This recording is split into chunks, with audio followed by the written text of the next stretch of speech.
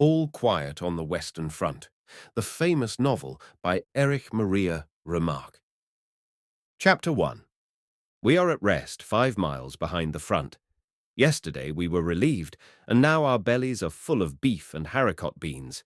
We are satisfied and at peace. Each man has another mess tin full for the evening, and what is more, there is a double ration of sausage and bread. That puts a man in fine trim. We have not had such luck as this for a long time. The cook with his carroty head is begging us to eat. He beckons with his ladle to everyone that passes and spoons him out a great dollop. He does not see how he can empty his stew pot in time for coffee. Tjarden and Müller have produced 2 wash basins and had them filled up to the brim as a reserve. In Tjarden this is veracity. In Müller it is foresight. Where Tjarden puts it all is a mystery, for he is, and always will be, as thin as a rake.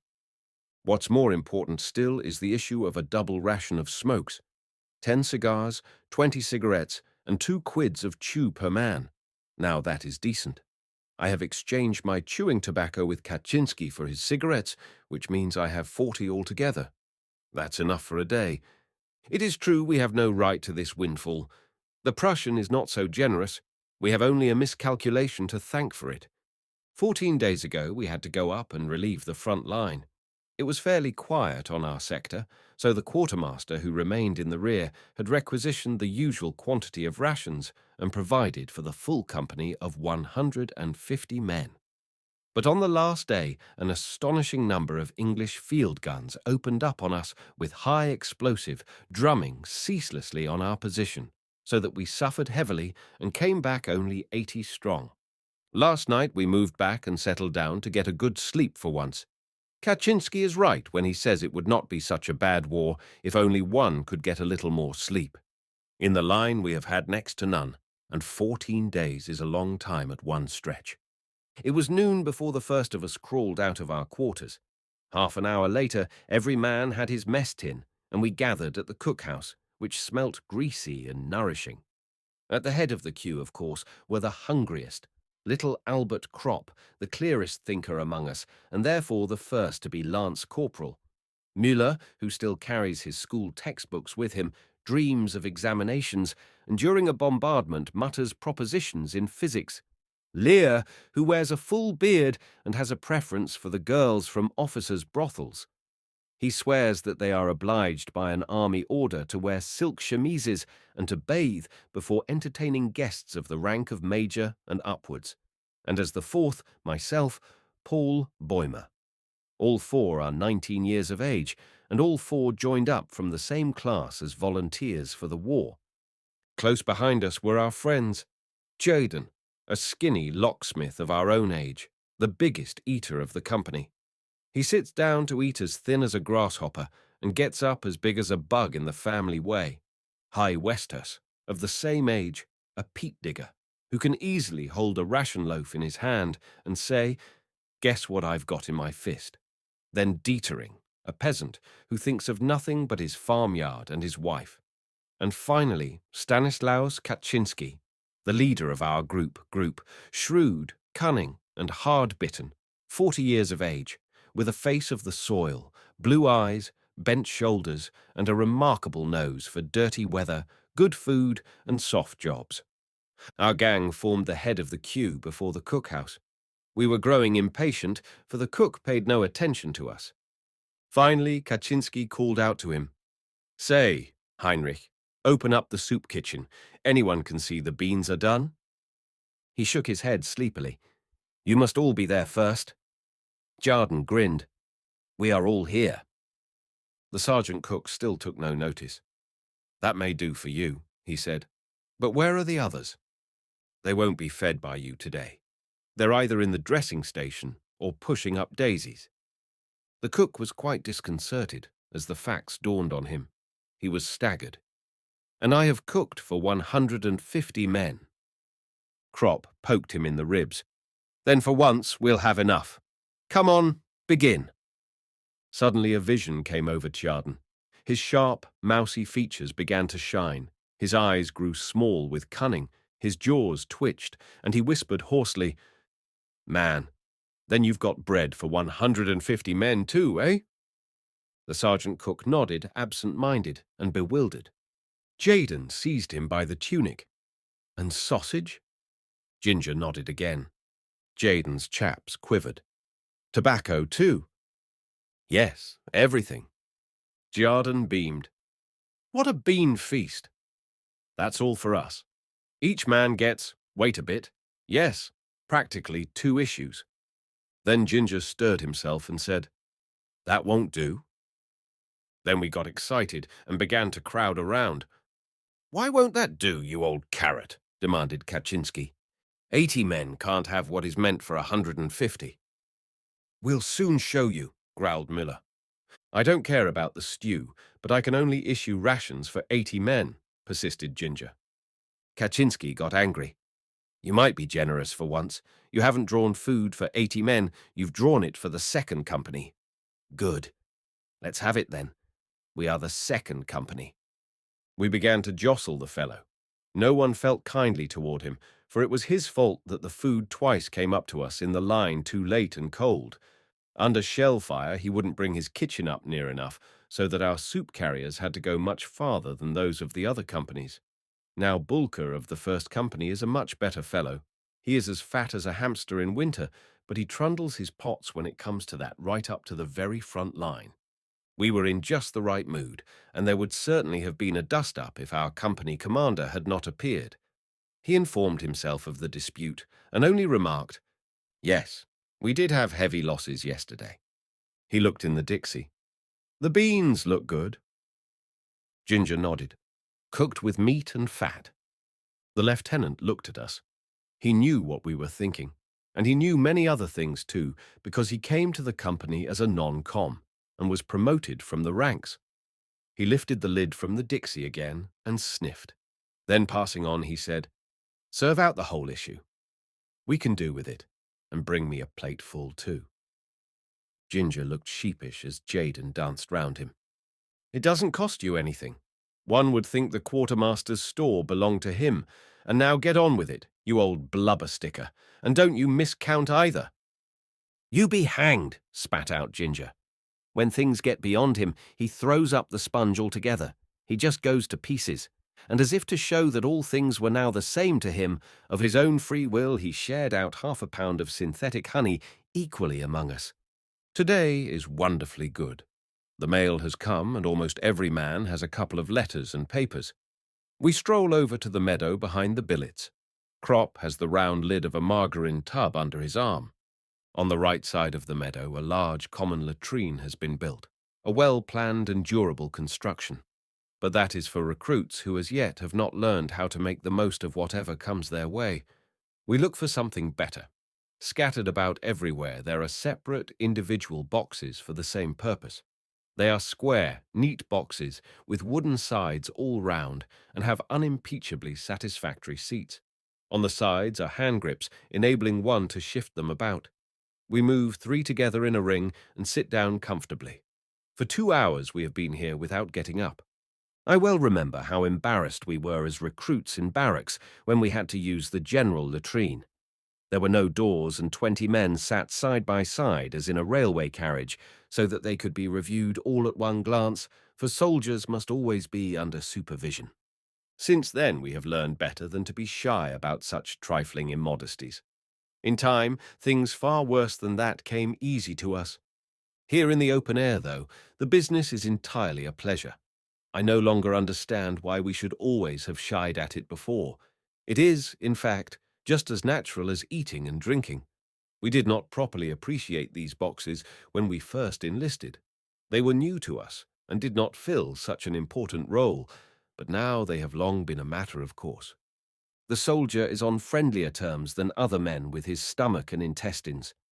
3/4 of his vocabulary is derived from these regions, and they give an intimate flavour to expressions of his greatest joy as well as of his deepest indignation. It is impossible to express oneself in any other way so clearly and pithily. Our families and our teachers will be shocked when we go home, but here it is, the universal language. Enforced publicity has, in our eyes, restored the character of complete innocence to all these things. More than that, they are so much a matter of course that their comfortable performance is fully as much enjoyed as the playing of a safe top-running flush. Not for nothing was the word latrine rumour invented. These places are the regimental gossip shops and common rooms. We feel ourselves for the time being better off than in any palatial white-tiled convenience. There it can only be hygienic, here it is beautiful. These are wonderfully carefree hours. Over us is the blue sky. On the horizon float the bright yellow sunlit observation balloons and the many little white clouds of the anti-aircraft shells. Often they rise in a sheaf as they follow after an airman. We hear the muffled rumble of the front only as very distant thunder. Bumblebees droning by quite drown it. Around us stretches the flowery meadow. The grasses sway their tall spears. The white butterflies flutter around and float on the soft, warm wind of the late summer. We read letters and newspapers and smoke. We take off our caps and lay them down beside us. The wind plays with our hair, it plays with our words and thoughts. The 3 boxes stand in the midst of the glowing red field poppies. We set the lid of the margarine tub on our knees and so have a good table for a game of scat. Crop has the cards with him. After every throw-in, the loser pays into the pool. One could sit like this forever. The notes of an accordion float across from the billets. Often we lay aside the cards and look about us.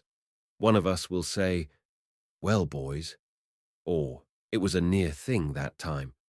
And for a moment we fall silent. There is in each of us a feeling of constraint. We are all sensible of it. It needs no words to communicate it. It might easily have happened that we should not be sitting here on our boxes today. It came damn near to that. And so everything is new and brave, red poppies and good food, cigarettes and summer breeze. Crop asks, "Anyone seen Kemmerich lately?" "He's up at St. Joseph's," I tell him. Miller explains that he has a flesh wound in his thigh, a good blighty. We decide to go and see him this afternoon. Crop pulls out a letter. "Cantorek sends you all his best wishes." We laugh. Miller throws his cigarette away and says, "I wish he was here." Cantorek had been our schoolmaster, an active little man in a grey tailcoat with a face like a shrew mouse. He was about the same size as Corporal Himmelstoss, the terror of Klosterberg. It is very queer that the unhappiness of the world is so often brought on by small men. They are so much more energetic and uncompromising than the big fellows. I have always taken good care to keep out of sections with small company commanders. They are mostly confounded little martinets. During drill time, Cantorek gave us long lectures until the whole of our class went under his shepherding to the district commandant and volunteered. I can see him now, as he used to glare at us through his spectacles and say in a moving voice, "Won't you join up, comrades?" These teachers always carry their feelings ready in their waistcoat pockets and fetch them out at any hour of the day.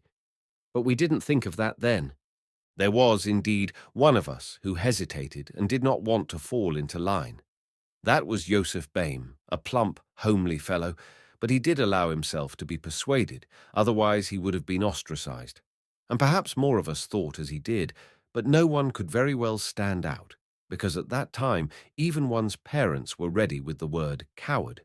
No one had the vaguest idea what we were in for. The wisest were just the poor and simple people. They knew the war to be a misfortune, whereas people who were better off were beside themselves with joy, though they should have been much better able to judge what the consequences would be. Kaczynski said that was a result of their upbringing.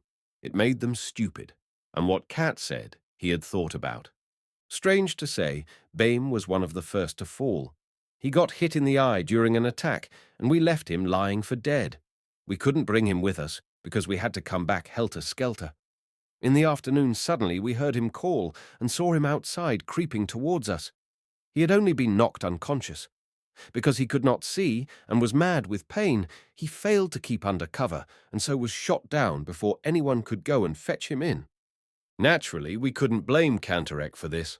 Where would the world be if one brought every man to book? There were thousands of Cantoreks, all of whom were convinced that there was only one way of doing well, and that way theirs. And that is just why they let us down so badly. For us lads of 18, they ought to have been mediators and guides to the world of maturity, the world of work, of duty, of culture, of progress, to the future. We often made fun of them and played jokes on them, but in our hearts we trusted them. The idea of authority, which they represented, was associated in our minds with a greater insight and a manlier wisdom. But the first death we saw shattered this belief. We had to recognize that our generation was more to be trusted than theirs. They surpassed us only in phrases and in cleverness. The first bombardment showed us our mistake, and under it the world as they had taught it to us broke in pieces. While they continued to write and talk, we saw the wounded and dying. While they taught that duty to one's country is the greatest thing, we already knew that death throes are stronger. But for all that we were no mutineers, no deserters, no cowards, they were very free with all these expressions.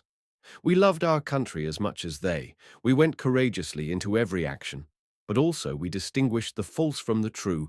We had suddenly learned to see, and we saw that there was nothing of their world left.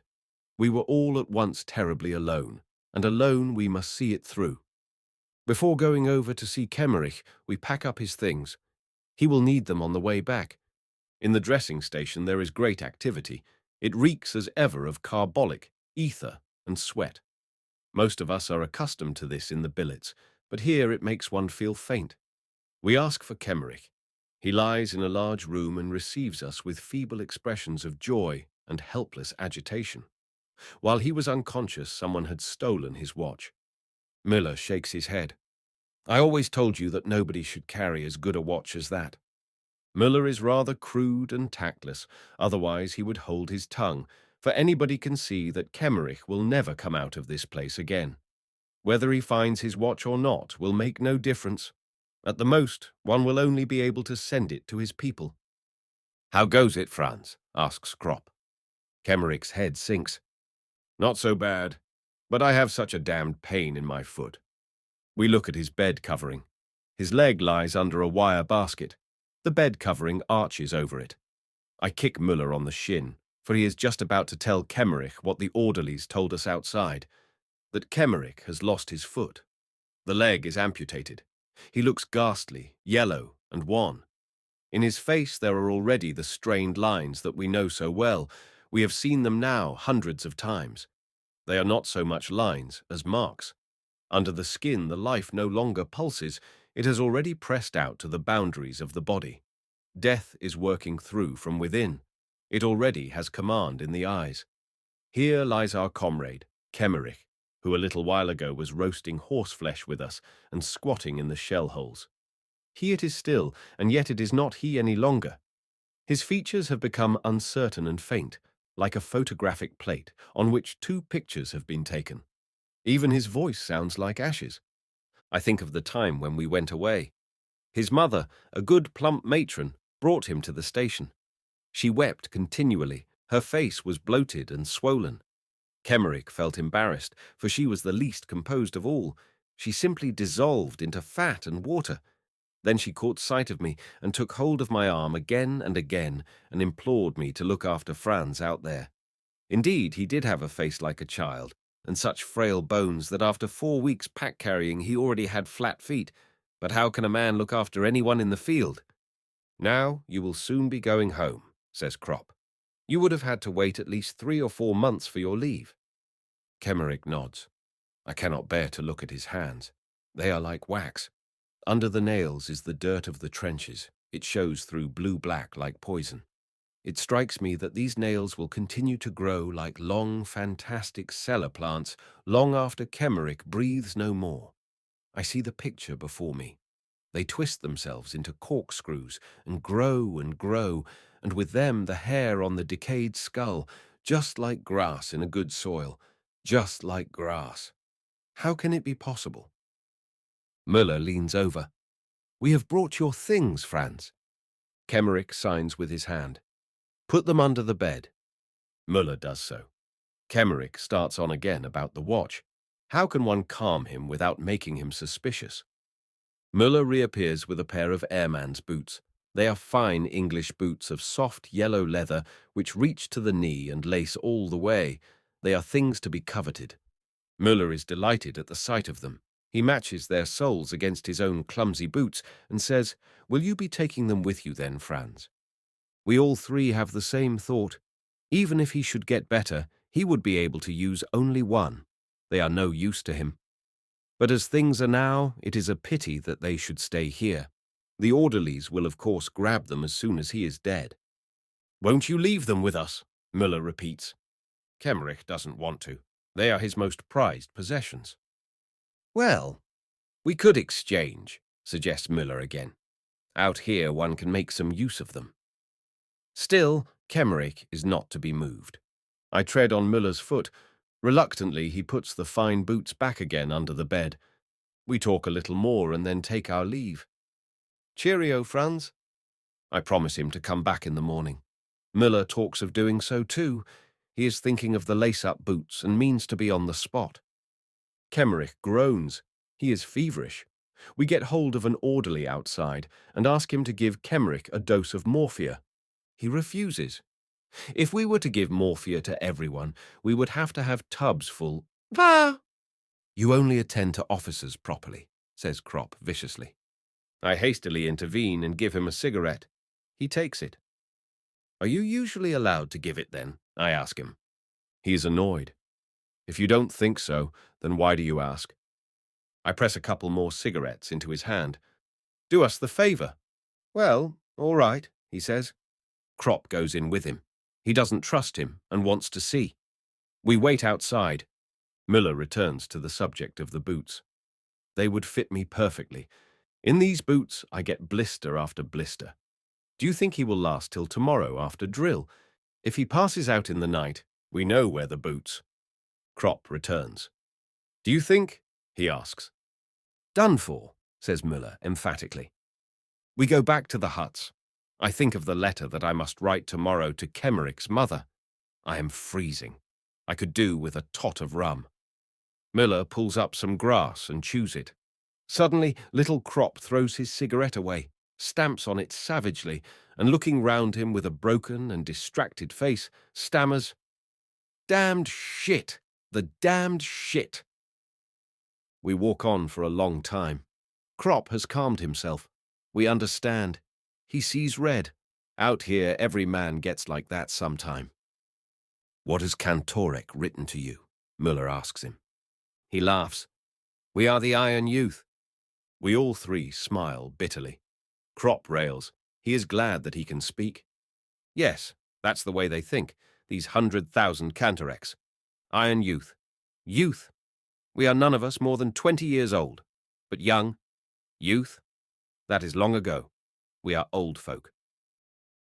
Chapter 2. ... It is strange to think that at home, in the drawer of my writing table, there lies the beginning of a play called Saul and a bundle of poems. Many an evening I have worked over them. We all did something of the kind, but that has become so unreal to me that I cannot comprehend it any more. Our early life is cut off from the moment we came here, and that without our lifting a hand. We often try to look back on it and to find an explanation, but never quite succeed. For us young men of 20, everything is extraordinarily vague. For Kropp, Müller, Lear, and me, for all of us whom Kemmerich calls the Iron Youth. All the older men are linked up with their previous life. They have wives, children, occupations, and interests. They have a background which is so strong that the war cannot obliterate it. We young men of 20, however, have only our parents, and some perhaps a girl. That is not much, for at our age the influence of parents is at its weakest, and girls have not yet got a hold over us. Besides this, there was little else. Some enthusiasm, a few hobbies, and our school. Beyond this, our life did not extend. And of this, nothing remains. Kemmerich would say that we stood on the threshold of life, and so it would seem. We had as yet taken no root. The war swept us away. For the others, the older men, it is but an interruption. They are able to think beyond it. We, however, have been gripped by it and do not know what the end may be. We know only that in some strange and melancholy way we have become a wasteland. All the same, we are not often sad. Though Müller would be delighted to have Kemmerich's boots, He is really quite as sympathetic as another who could not bear to think of such a thing for grief. He merely sees things clearly. Were Kemmerich able to make any use of the boots, then Müller would rather go barefoot over barbed wire than scheme how to get hold of them. But as it is, the boots are quite inappropriate to Kemmerich's circumstances, whereas Müller can make good use of them. Kemmerich will die. It is immaterial who gets them. Why, then, should Müller not succeed to them? He has more right than a hospital orderly. When Kemmerich is dead, it will be too late. Therefore, Müller is already on the watch. We have lost all sense of other considerations, because they are artificial. Only the facts are real and important for us, and good boots are scarce. Once it was different. When we went to the district commandant to enlist, we were a class of 20 young men, many of whom proudly shaved for the first time before going to the barracks. We had no definite plans for our future. Our thoughts of a career and occupation were as yet of too unpractical a character to furnish any scheme of life. We were still crammed full of vague ideas, which gave to life, and to the war also, an ideal and almost romantic character. We were trained in the army for 10 weeks, and in this time more profoundly influenced than by 10 years at school. We learned that a bright button is weightier than 4 volumes of Schopenhauer.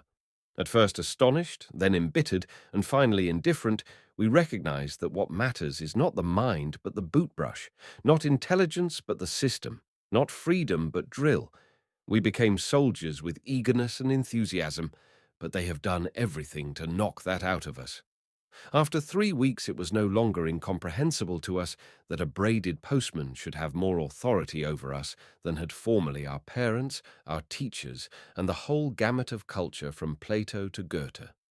With our young, awakened eyes, we saw that the classical conception of the fatherland held by our teachers resolved itself here into a renunciation of personality, such as one would not ask of the meanest servant. Salutes, springing to attention, parade marches, presenting arms, right wheel, left wheel, clicking the heels, insults, and 1,000 pettifogging details. We had fancied our task would be different, only to find we were to be trained for heroism as though we were circus ponies. But we soon accustomed ourselves to it. We learned, in fact, that some part of these things was necessary, but the rest merely show.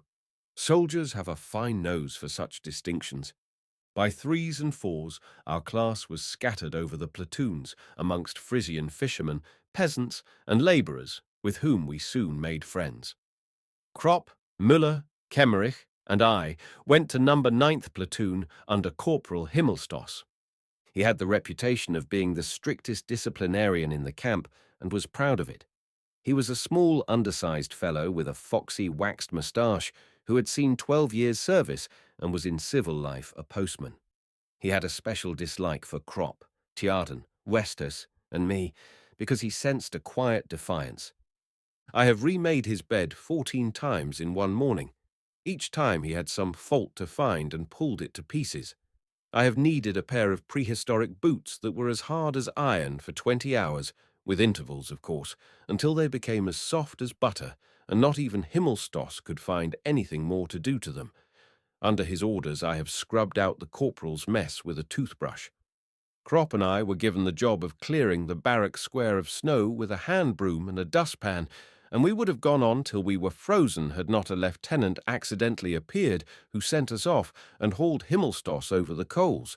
But the only result of this was to make Himmelstoss hate us more. For 6 weeks consecutively, I did guard every Sunday and was hut orderly for the same length of time. With full pack and rifle, I have had to practice on a soft, wet, newly ploughed field the prepare to advance, and the lie down, until I was one lump of mud and finally collapsed. 4 hours later, I had to report to Himmelstoss with my clothes scrubbed clean, my hands chafed and bleeding.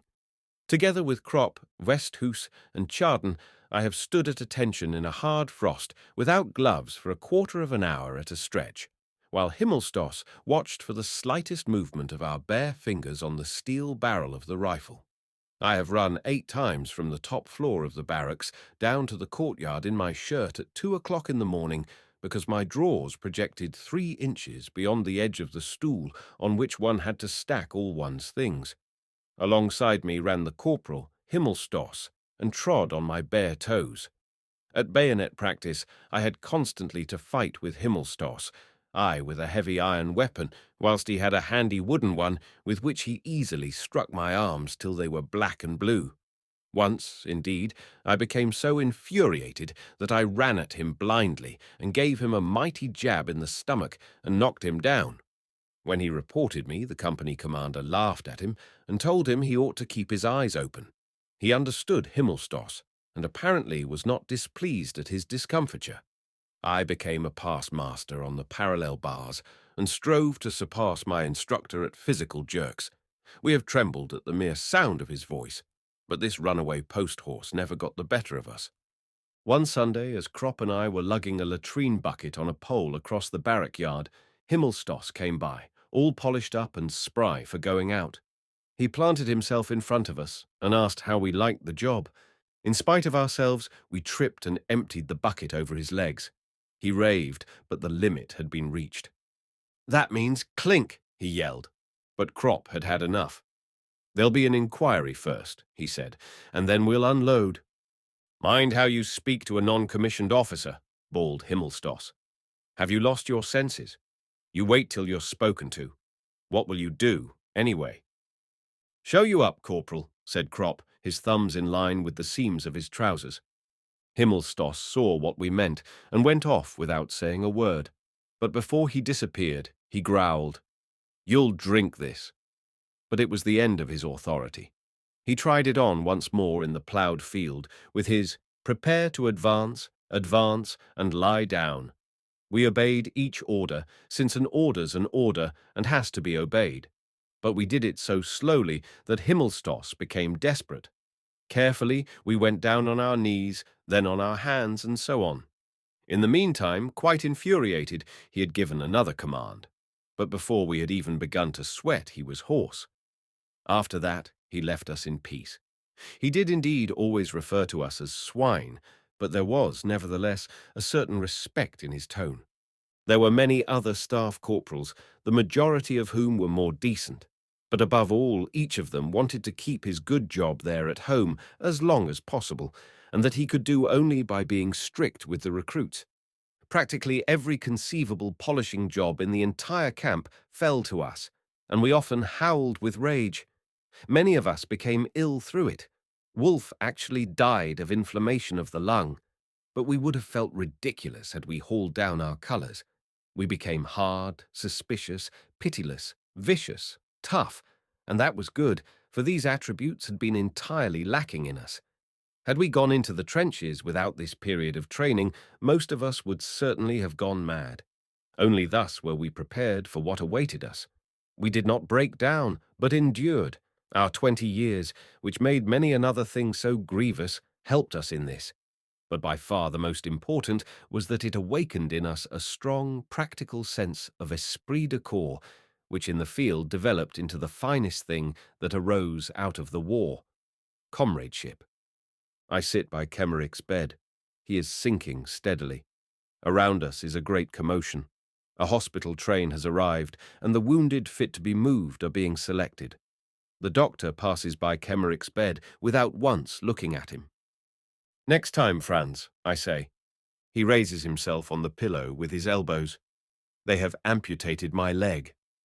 He knows it too, then. I nod and answer.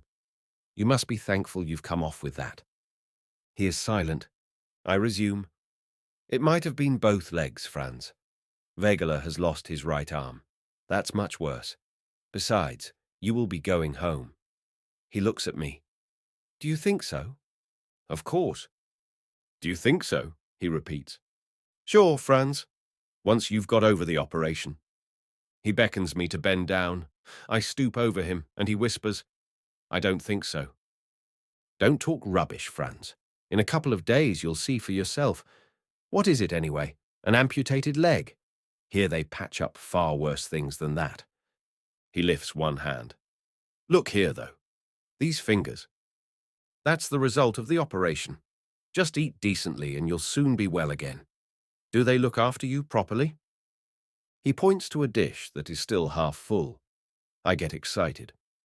Franz, you must eat. Eating is the main thing. That looks good too. He turns away. After a pause, he says slowly, I wanted to become a head forester once. So you may still, I assure him.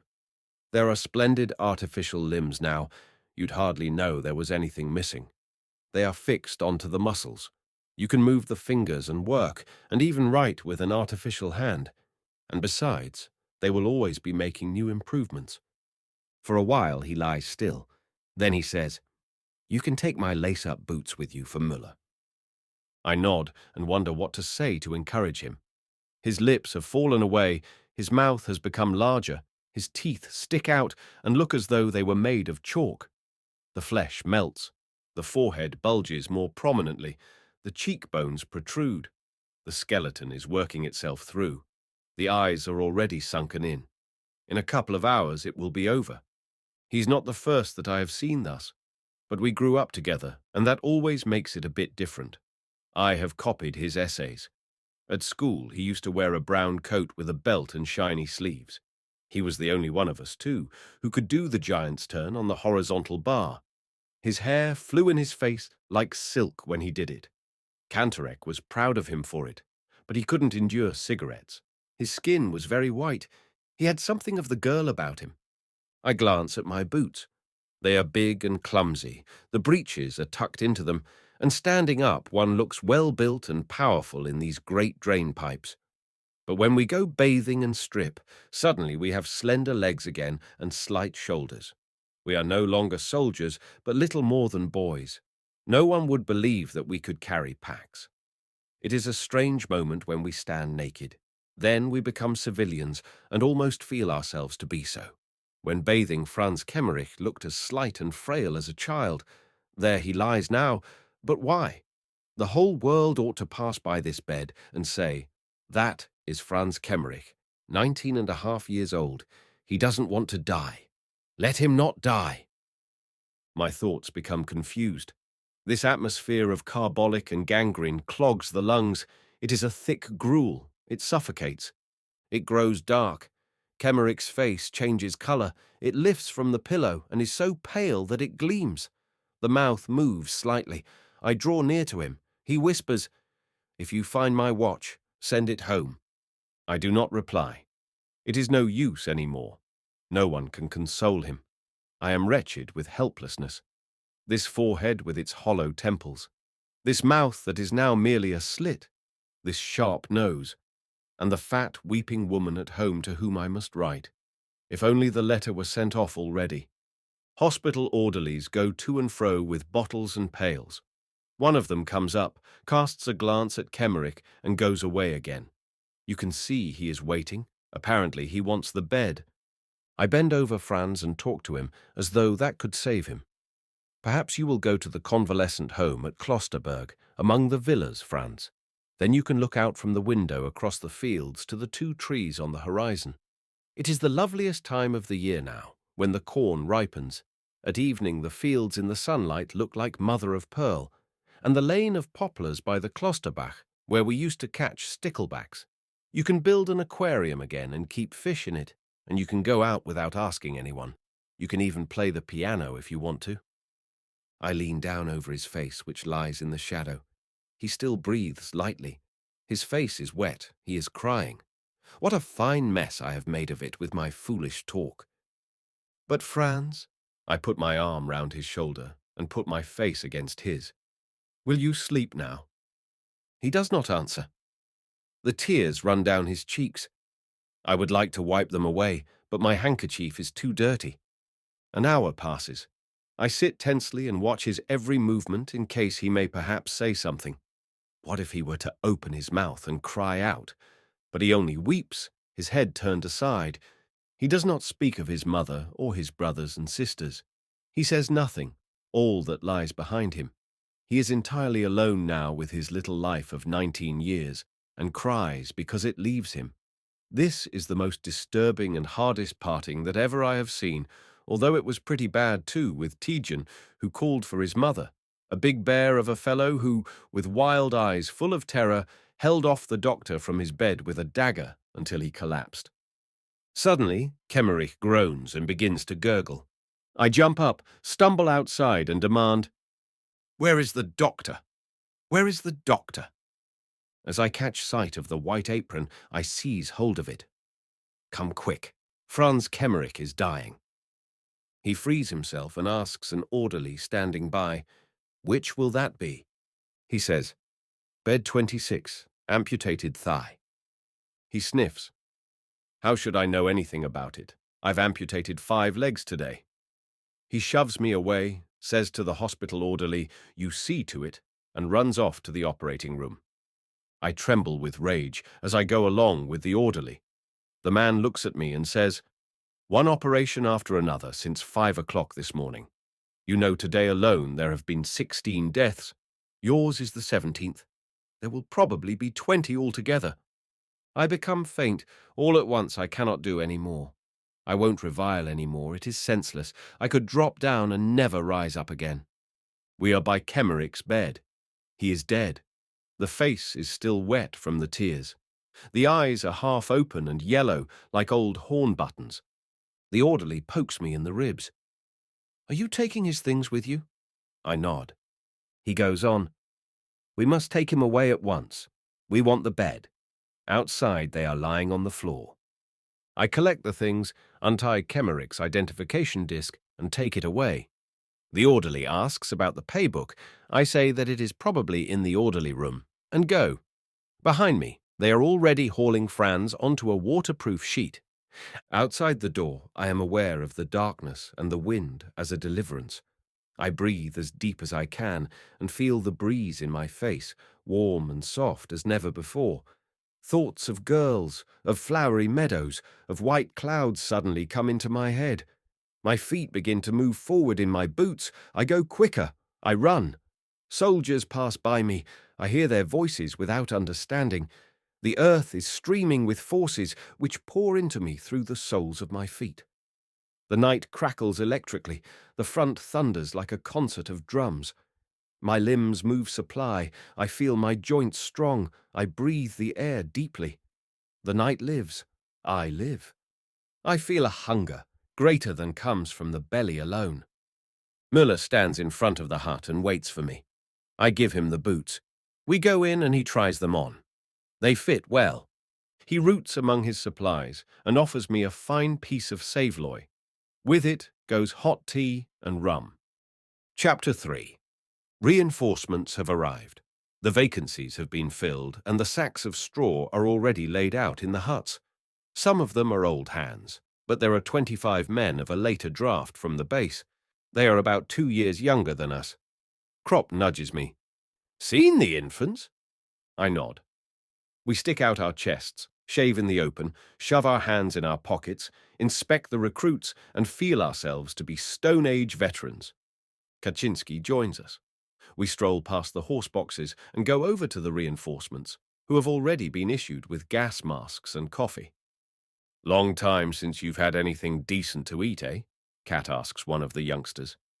He grimaces. "For breakfast, turnip bread, lunch, turnip stew, supper, turnip cutlets and turnip salad." Cat gives a knowing whistle. "Bread made of turnips. You've been in luck. It's nothing new for it to be made of sawdust. But what do you say to haricot beans? Have some." The youngster turns red. "You can't kid me." Kaczynski merely says, "Fetch your mess tin." We follow curiously. He takes us to a tub beside his straw sack. It is nearly half full of a stew of beef and beans. Kaczynski plants himself in front of it like a general and says, "Sharp eyes and light fingers. That's what the Prussians say." We are surprised. "Great guts, Cat. How did you come by that?" I ask him. Ginger was glad I took it. I gave him 3 pieces of parachute silk for it. Cold beans taste fine, too. Grudgingly, he gives the youngster a portion and says, "Next time you come with your mess tin, have a cigar or a chew of tobacco in your other hand. Get me?" Then he turns to us. "You get off scot-free, of course." Kaczynski never goes short. He has a sixth sense. There are such people everywhere, but one does not appreciate it at first. Every company has one or two. Kaczynski is the smartest I know. By trade, he is a cobbler, I believe, but that hasn't anything to do with it. He understands all trades. It's a good thing to be friends with him, as Kropp and I are, and Hay Westus too, more or less. But Hay is rather the executive arm operating under Cat's orders when things come to blows. For that, he has his qualifications. For example, we land at night in some entirely unknown spot, a sorry hole that has been eaten out to the very walls. We are quartered in a small, dark factory, adapted to the purpose. There are beds in it, or rather bunks, a couple of wooden beams over which wire netting is stretched. Wire netting is hard, and there's nothing to put on it. Our waterproof sheets are too thin. We use our blankets to cover ourselves. Cat looks at the place and then says to Hay Westus, "Come with me." They go off to explore. Half an hour later, they are back again with arms full of straw. Cat has found a horse box with straw in it. Now we might sleep if we weren't so terribly hungry. Kropp asks an artilleryman who has been some time in this neighborhood, "Is there a canteen anywhere abouts?" "Is there a what?" He laughs. "There's nothing to be had here. You won't find so much as a crust of bread here." "Aren't there any inhabitants here at all, then?" He spits. "Yes, a couple. But they mostly loaf round the cookhouse and beg. That's a bad business. Then we'll have to pull in our belts and wait till the rations come up in the morning." But I see Cat has put on his cap. "Where to, Cat?" I ask. "Just to explore the place a bit." He strolls off. The artilleryman grins scornfully. Let him explore. But don't be too hopeful about it. Disappointed, we lie down and consider whether we couldn't have a go at the iron rations. But it's too risky, so we try to get a wink of sleep. Kropp divides a cigarette and hands me half. Jaden gives an account of his national dish, broad beans and bacon. He despises it when not flavoured with bog myrtle, and, for God's sake, let it all be cooked together, not the potatoes, the beans and the bacon separately. Someone growls that he will pound Jaden into bog myrtle if he doesn't shut up. Then all becomes quiet in the big room, only the candles flickering from the necks of a couple of bottles and the artilleryman spitting every now and then. We stir a bit as the door opens and Cat appears. I think I must be dreaming. He has 2 loaves of bread under his arm and a blood-stained sandbag full of horseflesh in his hand. The artilleryman's pipe drops from his mouth. He feels the bread. "Real bread, by God, and still hot too." Cat gives no explanation. He has the bread, the rest doesn't matter. I'm sure that if he were planted down in the middle of the desert, in half an hour he would have gathered together a supper of roast meat, dates, and wine. "Cut some wood," he says curtly to Hay. Then he hauls out a frying pan from under his coat and a handful of salt as well as a lump of fat from his pocket. He has thought of everything. Hay makes a fire on the floor. It lights up the empty room of the factory. We climb out of bed. The artilleryman hesitates. He wonders whether to praise Cat and so perhaps gain a little for himself. But Kaczynski doesn't even see him. He might as well be thin air. He goes off cursing. Cat knows the way to roast horseflesh so that it's tender. It shouldn't be put straight into the pan. That makes it tough. It should be boiled first in a little water. With our knives, we squat round in a circle and fill our bellies. That is Cat. If for but 1 hour in a year something eatable were to be had in some one place only, within that hour, as if moved by a vision, he would put on his cap, go out and walk directly there, as though following a compass, and find it. He finds everything. If it is cold, a small stove and wood, hay and straw, a table and chairs, but above all, food. It is uncanny. One would think he conjured it out of the air. His masterpiece was 4 boxes of lobsters. Admittedly, we would rather have had a good beef steak. We have settled ourselves on the sunny side of the hut. There is a smell of tar, of summer, and of sweaty feet. Cat sits beside me. He wants to talk. Today we have been practicing saluting because Jaden failed to salute a major. Cat can't get it out of his head. You see, we are losing the war because we can salute too well, he says. Kropp stalks up, with his breeches rolled up and his feet bare. He lays out his washed socks to dry on the grass. Cat turns his eyes to heaven, lets off a mighty fart, and says apologetically, "Every little bean must be heard as well as seen." The two begin to argue. At the same time, they lay a bottle of beer on the result of an air fight that's going on above us. Kaczynski won't budge from the opinion, which as an old front hog, he rhymes, "Give 'em all the same grub and all the same pay," and the war would be over and done in a day. Krop, on the other hand, is a thinker. He proposes that a declaration of war should be a kind of popular festival with entrance tickets and bands, like a bullfight.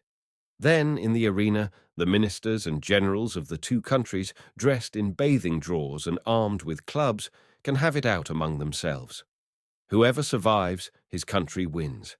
That would be much simpler and more just than this arrangement, where the wrong people do the fighting. The subject is dropped. Then the conversation turns to drill. A picture comes before me. Burning midday in the barrack yard. The heat hangs over the square. The barracks are deserted. Everything sleeps. All one hears is the drummers practicing. They have installed themselves anywhere and practice brokenly, dully, monotonously. What a concord! Midday heat, barrack square, and drummers beating. The windows of the barracks are empty and dark. From some of them, trousers are hanging to dry. The rooms are cool, and one looks toward them longingly. Oh, dark, musty platoon huts, with the iron bedsteads, the checkered bedding, the lockers, and the stools. Even you can become the object of desire. Out here you have a faint resemblance to home. Your rooms, full of the smell of stale food, sleep, smoke, and clothes. Kaczynski paints it all in lively colors. What would we not give to be able to go back to it? But we must not pursue that line of thought any further. Those early morning hours of instruction. What are the parts of the 98 rifle? The midday hours of physical training. Pianist, forward. By the right, quick march. Report to the cookhouse for potato peeling. We indulge in reminiscences. Krop laughs suddenly and says, "Change at Lerna." That was our corporal's favorite game. Lerna is a railway junction. In order that our fellows going on leave shouldn't get lost there, Himmelstos used to practice the change in the barrack room. We had to learn that at Lerna, to reach the branch line, we must pass through a subway. The beds represented the subway, and each man stood at attention on the left side of his bed. Then came the command, "Change at Lerna," and like lightning everyone scrambled under the bed to the opposite side. We practiced this for a whole hour. Meanwhile, the German aeroplane has been shot down. Like a comet, it bursts into a streamer of smoke and falls headlong. Krop has lost the bottle of beer. Disgruntled, he counts out the money from his wallet. Surely Himmelstos was a very different fellow as a postman, say I, after Albert's disappointment has subsided. Then how does it come that he's such a bully as a drill sergeant? The question revives Krop, more particularly as he hears there's no more beer in the canteen. It's not only Himmelstos, there are lots of them. As sure as they get a stripe or a star, they become different men, just as though they'd swallowed concrete. That's the uniform, I suggest.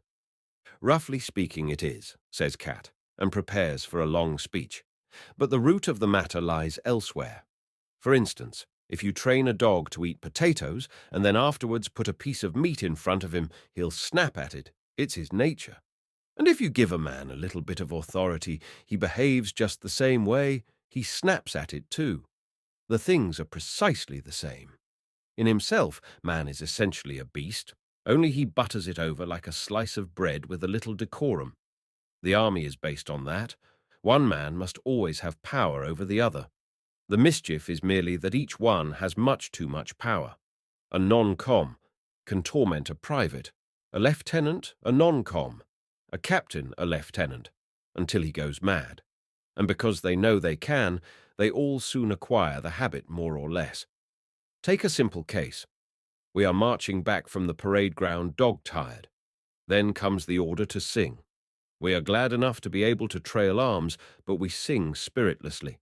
At once the company is turned about and has to do another hour's drill as punishment. On the march back, the order to sing is given again, and once more we start. Now, what's the use of all that? It's simply that the company commander's head has been turned by having so much power, and nobody blames him. On the contrary, he is praised for being strict. That, of course, is only a trifling instance, but it holds also in very different affairs. Now I ask you, let a man be whatever you like in peacetime. What occupation is there in which he can behave like that without getting a crack on the nose? He can only do that in the army. It goes to the heads of them all, you see, and the more insignificant a man has been in civil life, the worse it takes him. They say, of course, there must be discipline, ventures Crop meditatively. True, growls Cat. They always do. And it may be so. Still, it oughtn't to become an abuse. But you try to explain that to a blacksmith or a labourer or a workman. You try to make that clear to a simple Tommy, and that's what most of them are here. All he understands is that he has been properly trained so that when he comes up to the front, he thinks he knows exactly what he should do in every circumstance and what not. It's simply amazing, I tell you, that the ordinary soldier survives so long up here in the front line. Simply amazing. No one protests. Everyone knows that drill ceases only in the front line and begins again a few miles behind, with all the absurdities of saluting and parade. It is an iron law that the soldier must be employed under every circumstance. Here Chaden comes up with a flushed face. He is so excited that he stutters. Beaming with satisfaction, he stammers out, "Himmelstoss is on his way. He's coming to the front." Jaden has a special grudge against Himmelstoss because of the way he educated him in the barracks. Jaden wets his bed. He does it at night in his sleep. Himmelstoss maintained that it was sheer laziness and invented a method worthy of himself for curing Jaden. He hunted up another pisser bed, named Kinderwarte, from a neighbouring hut and quartered him with Jaden. In the huts there were the usual bunks, one above the other in pairs, with mattresses of wire netting. Himmelstoss put these two so that one occupied the upper and the other the lower bunk. The man underneath was, of course, disgusted. The next night they were changed over and the lower one put on top so that he could retaliate. That was Himmelstoss's system of self-education. The idea was low but not ill-conceived. Unfortunately, it accomplished nothing because the first assumption was wrong. It was not laziness in either of them. Anyone who looked at their sallow skin could see that. The matter ended in one of them always sleeping on the floor, where he frequently caught cold. Meanwhile, Hay sits down beside us. He winks at me and rubs his paws thoughtfully. We once spent the finest day of our army life together, the day before we left for the front. We had been allotted to one of the recently formed regiments, but were first to be sent back for equipment to the garrison, not to the reinforcement depot, of course, but to another barracks. We were due to leave next morning early. In the evening we prepared ourselves to square accounts with Himmelstoss. We had sworn for weeks past to do this. Crop had even gone so far as to propose entering the postal service in peacetime in order to be Himmelstoss's superior when he became a postman again. He revelled in the thought of how he would grind him. It was this that made it impossible for him to crush us altogether. We always reckoned that later, at the end of the war, we would have our revenge on him. In the meantime, we decided to give him a good hiding. What could he do to us anyhow if he didn't recognize us, and we left early the next morning. We knew which pub he used to visit every evening. Returning to the barracks, he had to go along a dark, uninhabited road. There we waited for him behind a pile of stones. I had a bed cover with me. We trembled with suspense, hoping he would be alone. At last we heard his footstep, which we recognized easily. So often had we heard it in the mornings as the door flew open and he bawled, "Get up!" "Alone," whispered Crop. "Alone." I slipped round the pile of stones with Jaden. Himmelstoss seemed a little elevated. He was singing. His belt buckle gleamed. He came on unsuspectingly. We seized the bed cover, made a quick leap, threw it over his head from behind, and pulled it round him so that he stood there in a white sack, unable to raise his arms. The singing stopped. The next moment, Hay Westhurst was there, and spreading out his arms, he shoved us back in order to be first in. He put himself in position with evident satisfaction, raised his arm like a signal mast and his hand like a coal shovel, and fetched such a blow on the white sack as would have felled an ox. Himmelstoss was thrown down, he rolled 5 yards and started to yell, but we were prepared for that and had brought a cushion. Hay squatted down, laid the cushion on his knees, felt where Himmelstoss's head was, and pressed it down on the pillow. Immediately his voice was muffled. Hay let him get a gasp of air every so often, when he would give a mighty yell that was immediately hushed. Jaden unbuttoned Himmelstoss's braces and pulled down his trousers, holding the whip meantime in his teeth. Then he stood up and set to work. It was a wonderful picture. Himmelstoss on the ground, Hay bending over him with a fiendish grin and his mouth open with bloodlust, Himmelstoss's head on his knees, then the convulsed striped drawers, the knock-knees executing at every blow most original movements in the lowered breeches and towering over them like a woodcutter the indefatigable Tjaden. In the end, we had to drag him away to get our turn. Finally, Hay stood Himmelstoss on his feet again and gave one last personal remonstrance. As he stretched out his right arm preparatory to giving him a box on the ear, he looked as if he were going to reach down a star. Himmelstoss staggered. Hay stood him up again, made ready, and fetched him a second, well-aimed beauty with the left hand. Himmelstoss yelled and fell down on all fours, cursing. His striped postman's backside gleamed in the moonlight. We disappeared at full speed. Hay looked round once again and said wrathfully, satisfied and rather mysteriously, "Revenge is black pudding." Himmelstoss ought to have been pleased. His saying that we should each educate one another had borne fruit for himself. We had become successful students of his method. He never discovered whom he had to thank for the business. At any rate, he scored a bed cover out of it, for when we returned a few hours later to look for it, it was no longer to be found. That evening's work made us more or less content to leave next morning, and an old buffer was pleased to describe us as young heroes. Chapter 4. We have to go up on wiring fatigue. The motor lorries roll up after dark. We climb in. It is a warm evening, and the twilight seems like a canopy under whose shelter we feel drawn together. Even the stingy Tjaden gives me a cigarette and then a light. We stand jammed in together, shoulder to shoulder. There is no room to sit, but we do not expect that. Müller is in a good mood for once. He's wearing his new boots. The engines drone, the lorries bump and rattle. The roads are worn and full of holes. We dare not show a light, so we lurch along and are often almost pitched out. That does not worry us, however. It can happen if it likes. A broken arm is better than a hole in the guts, and many a man would be thankful enough for such a chance of finding his way home again.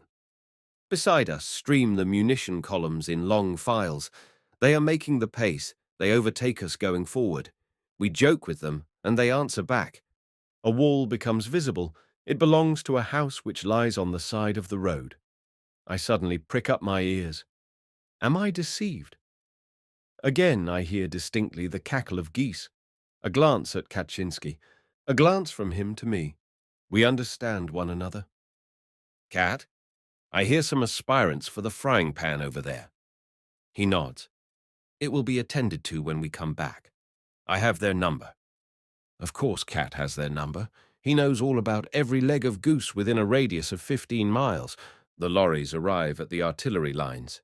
The gun emplacements are camouflaged with bushes against aerial observation and look like a kind of military feast of the tabernacles. These branches might seem gay and cheerful were not cannon embowered there. The air becomes acrid with the smoke of the guns and the fog.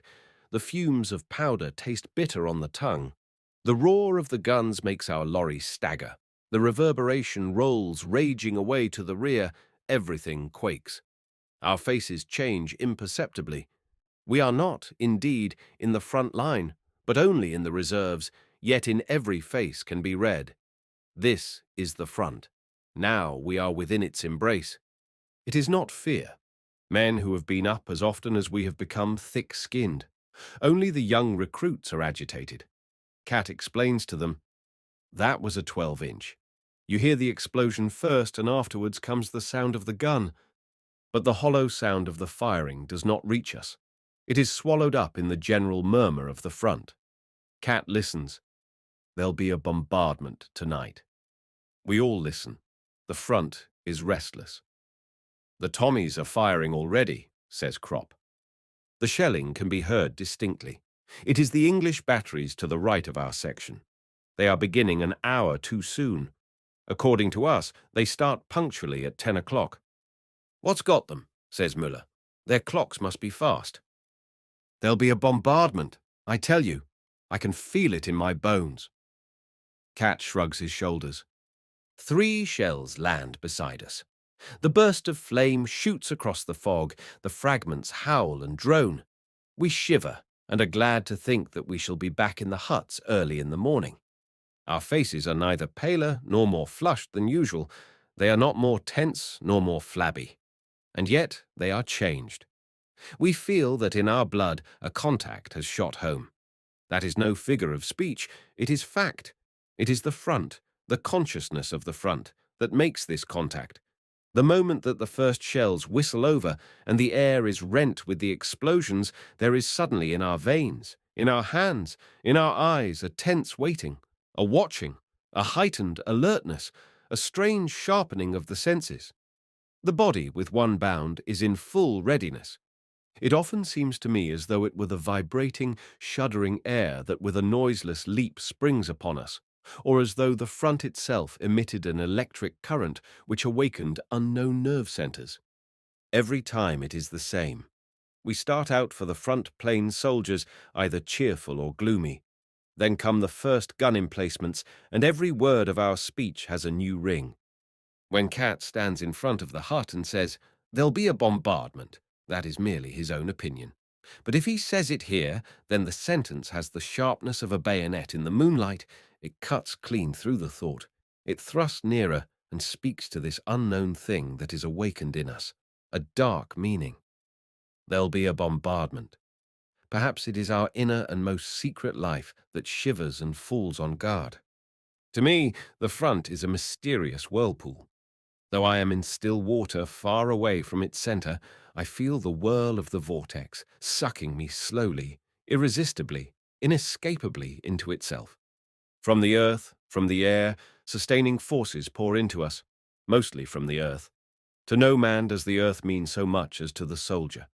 When he presses himself down upon her long and powerfully, when he buries his face and his limbs deep in her from the fear of death by shell fire, then she is his only friend, his brother, his mother. He stifles his terror and his cries in her silence and her security. She shelters him and gives him a new lease of 10 seconds of life, receives him again and often forever. Earth, earth, earth, earth with thy folds and hollows and holes into which a man may fling himself and crouch down. In the spasm of terror, under the hailing of annihilation, in the bellowing death of the explosions. O earth, thou grantest us the great resisting surge of new-won life. Our being, almost utterly carried away by the fury of the storm, streams back through our hands from thee, and we, thy redeemed ones, bury ourselves in thee, and through the long minutes in a mute agony of hope bite into thee with our lips. At the sound of the first droning of the shells, we rush back, in one part of our being, 1,000 years. By the animal instinct that is awakened in us, we are led and protected. It is not conscious. It is far quicker, much more sure, less fallible than consciousness. One cannot explain it. A man is walking along without thought or heed. Suddenly, he throws himself down on the ground, and a storm of fragments flies harmlessly over him. Yet he cannot remember either to have heard the shell coming or to have thought of flinging himself down. But had he not abandoned himself to the impulse, he would now be a heap of mangled flesh. It is this other, this second sight in us, that has thrown us to the ground and saved us, without our knowing how. If it were not so, there would not be one man alive from Flanders to the Vosges. We march up, moody or good-tempered soldiers. We reach the zone where the front begins and become on the instant human animals. An indigent-looking wood receives us. We pass by the soup kitchens. Under cover of the wood, we climb out. The lorries turn back. They are to collect us again in the morning, before dawn. Mist and the smoke of guns lie breast high over the fields. The moon is shining. Along the road, troops file.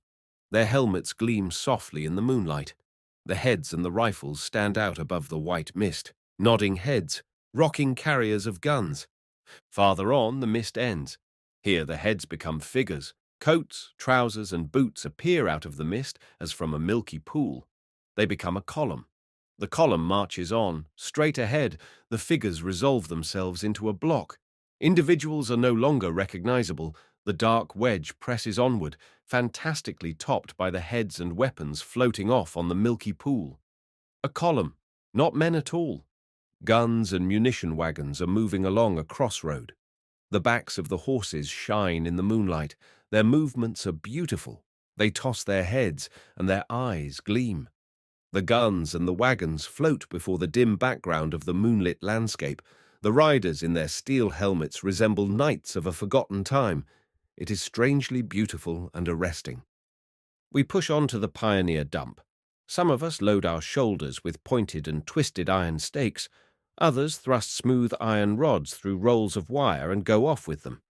The burdens are awkward and heavy. The ground becomes more broken. From ahead come warnings. Look out! Deep shell hole on the left. Mind! Trenches! Our eyes peer out. Our feet and our sticks feel in front of us before they take the weight of the body. Suddenly, the line halts. I bump my face against the roll of wire carried by the man in front and curse. There are some shell-smashed lorries in the road. Another order, cigarettes and pipes out. We are getting near the line. In the meantime, it has become pitch dark. We skirt a small wood and then have the front line immediately before us. An uncertain red glow spreads along the skyline from one end to the other.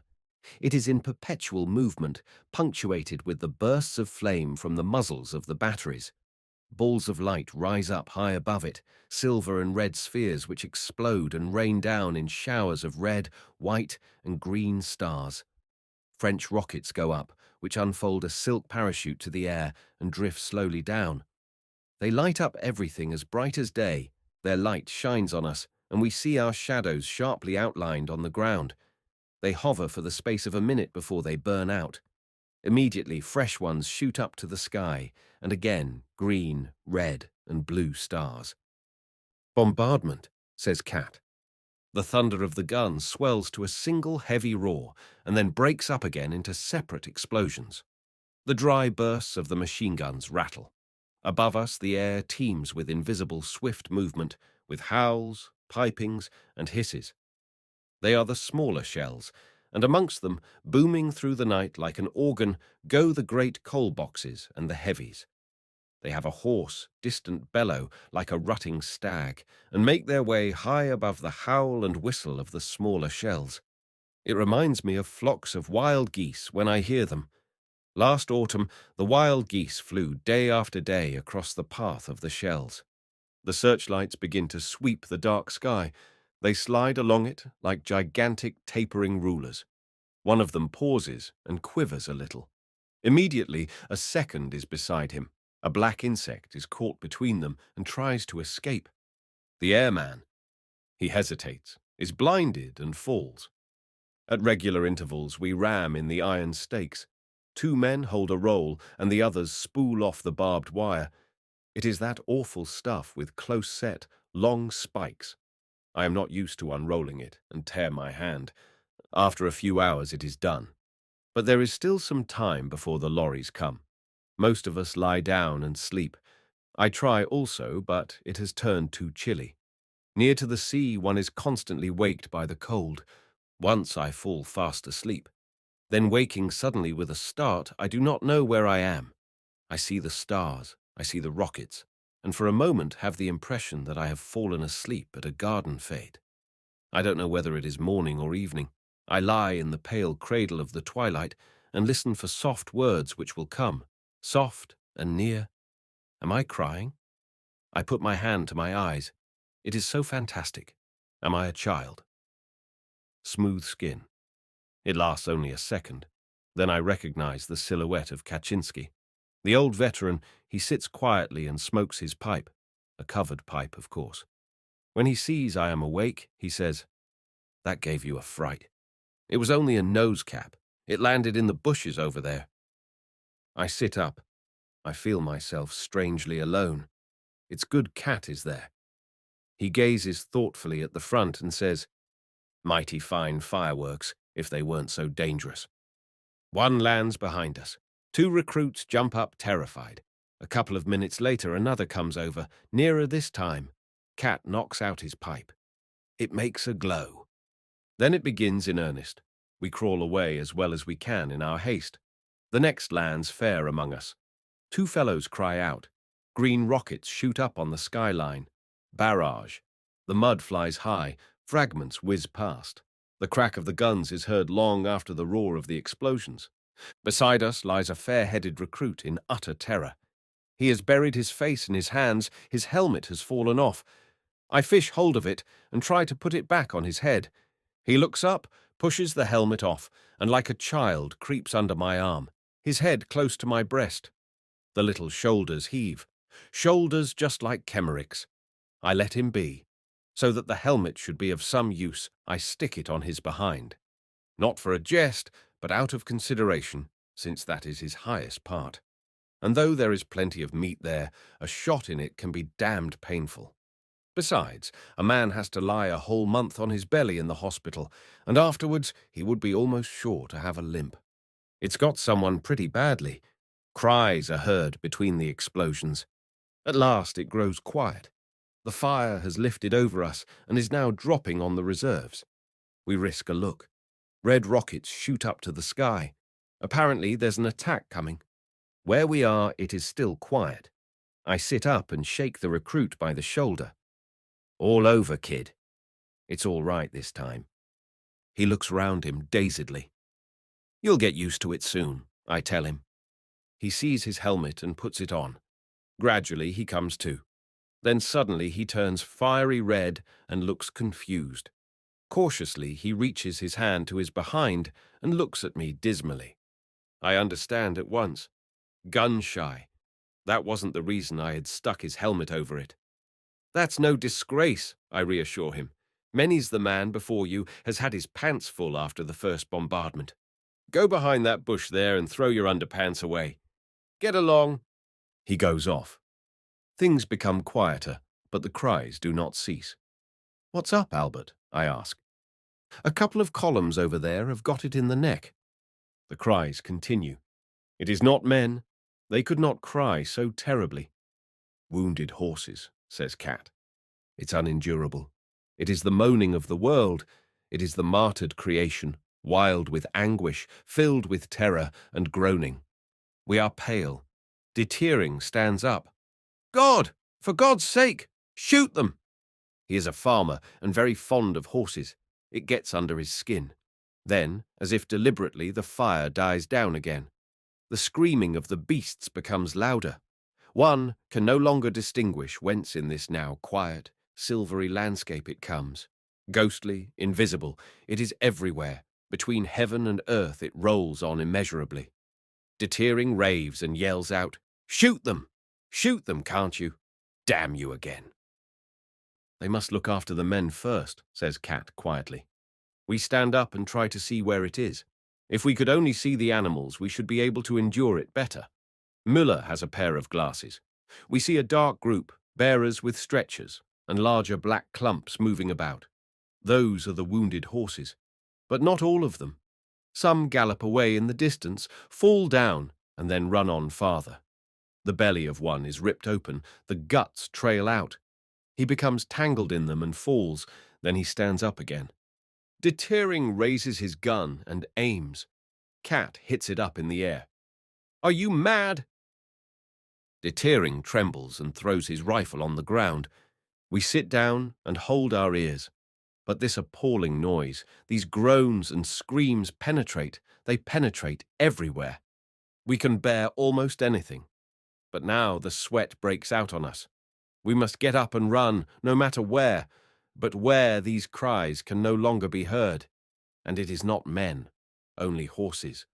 From the dark group stretchers move off again. Then single shots crack out.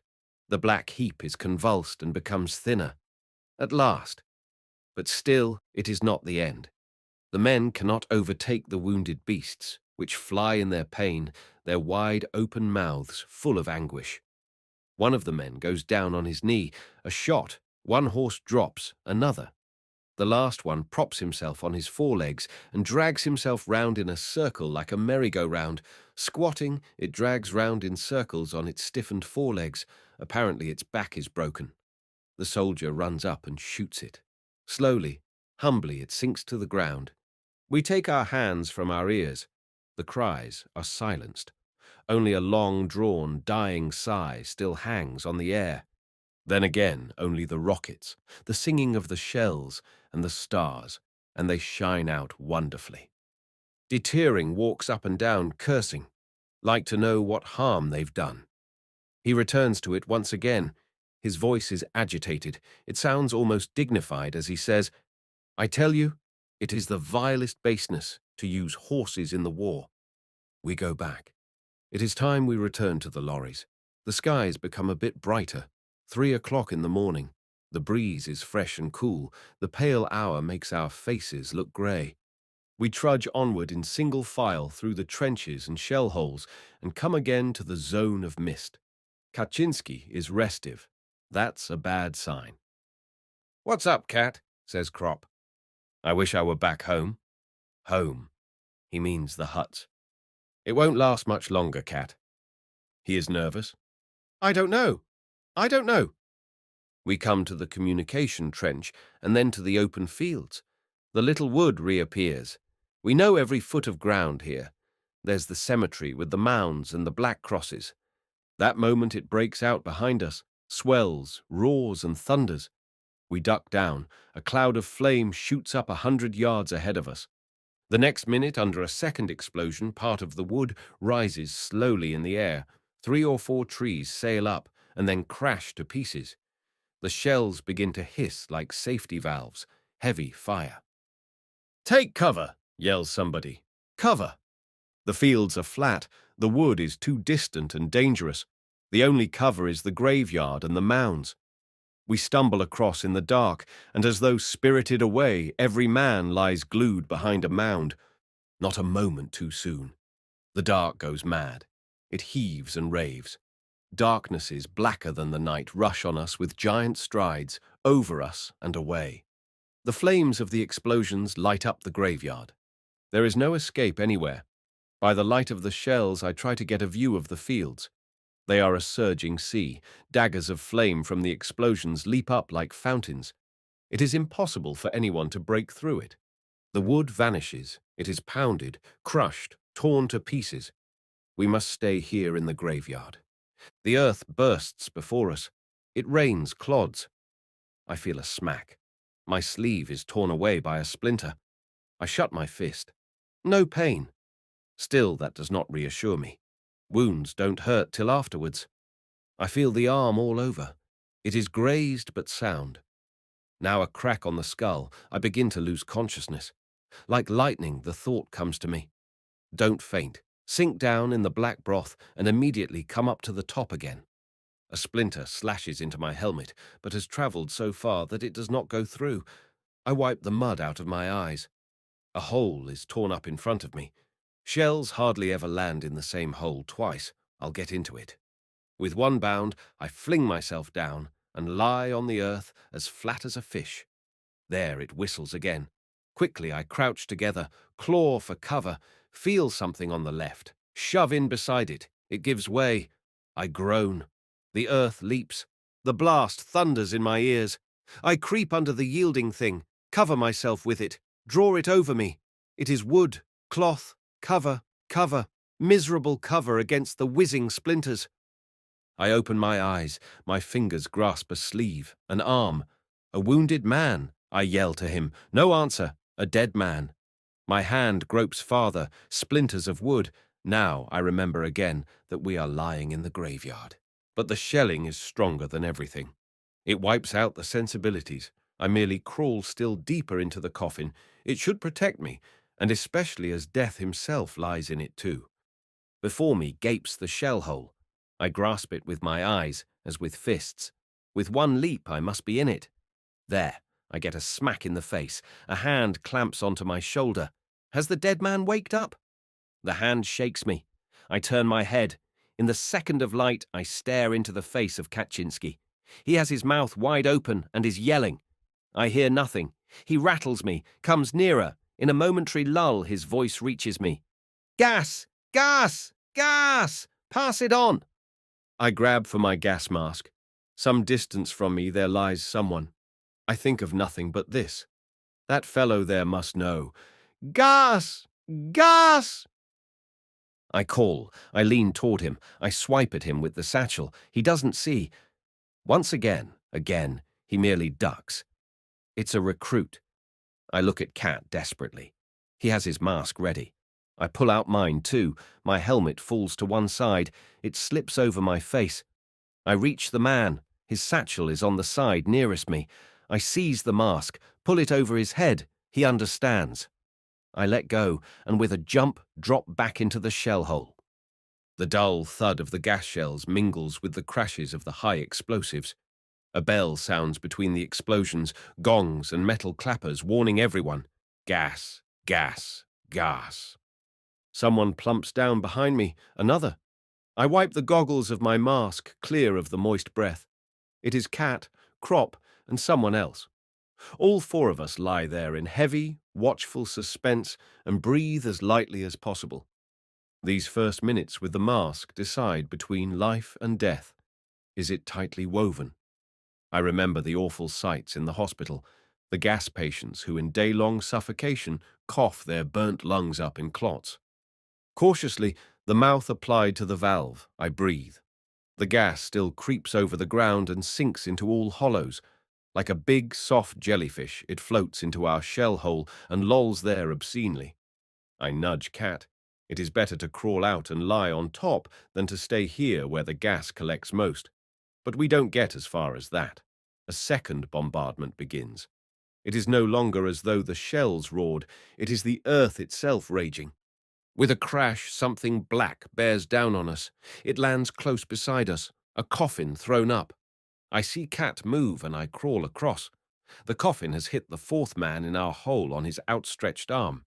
He tries to tear off his gas mask with the other hand. Crop seizes him just in time, twists the hand sharply behind his back and holds it fast.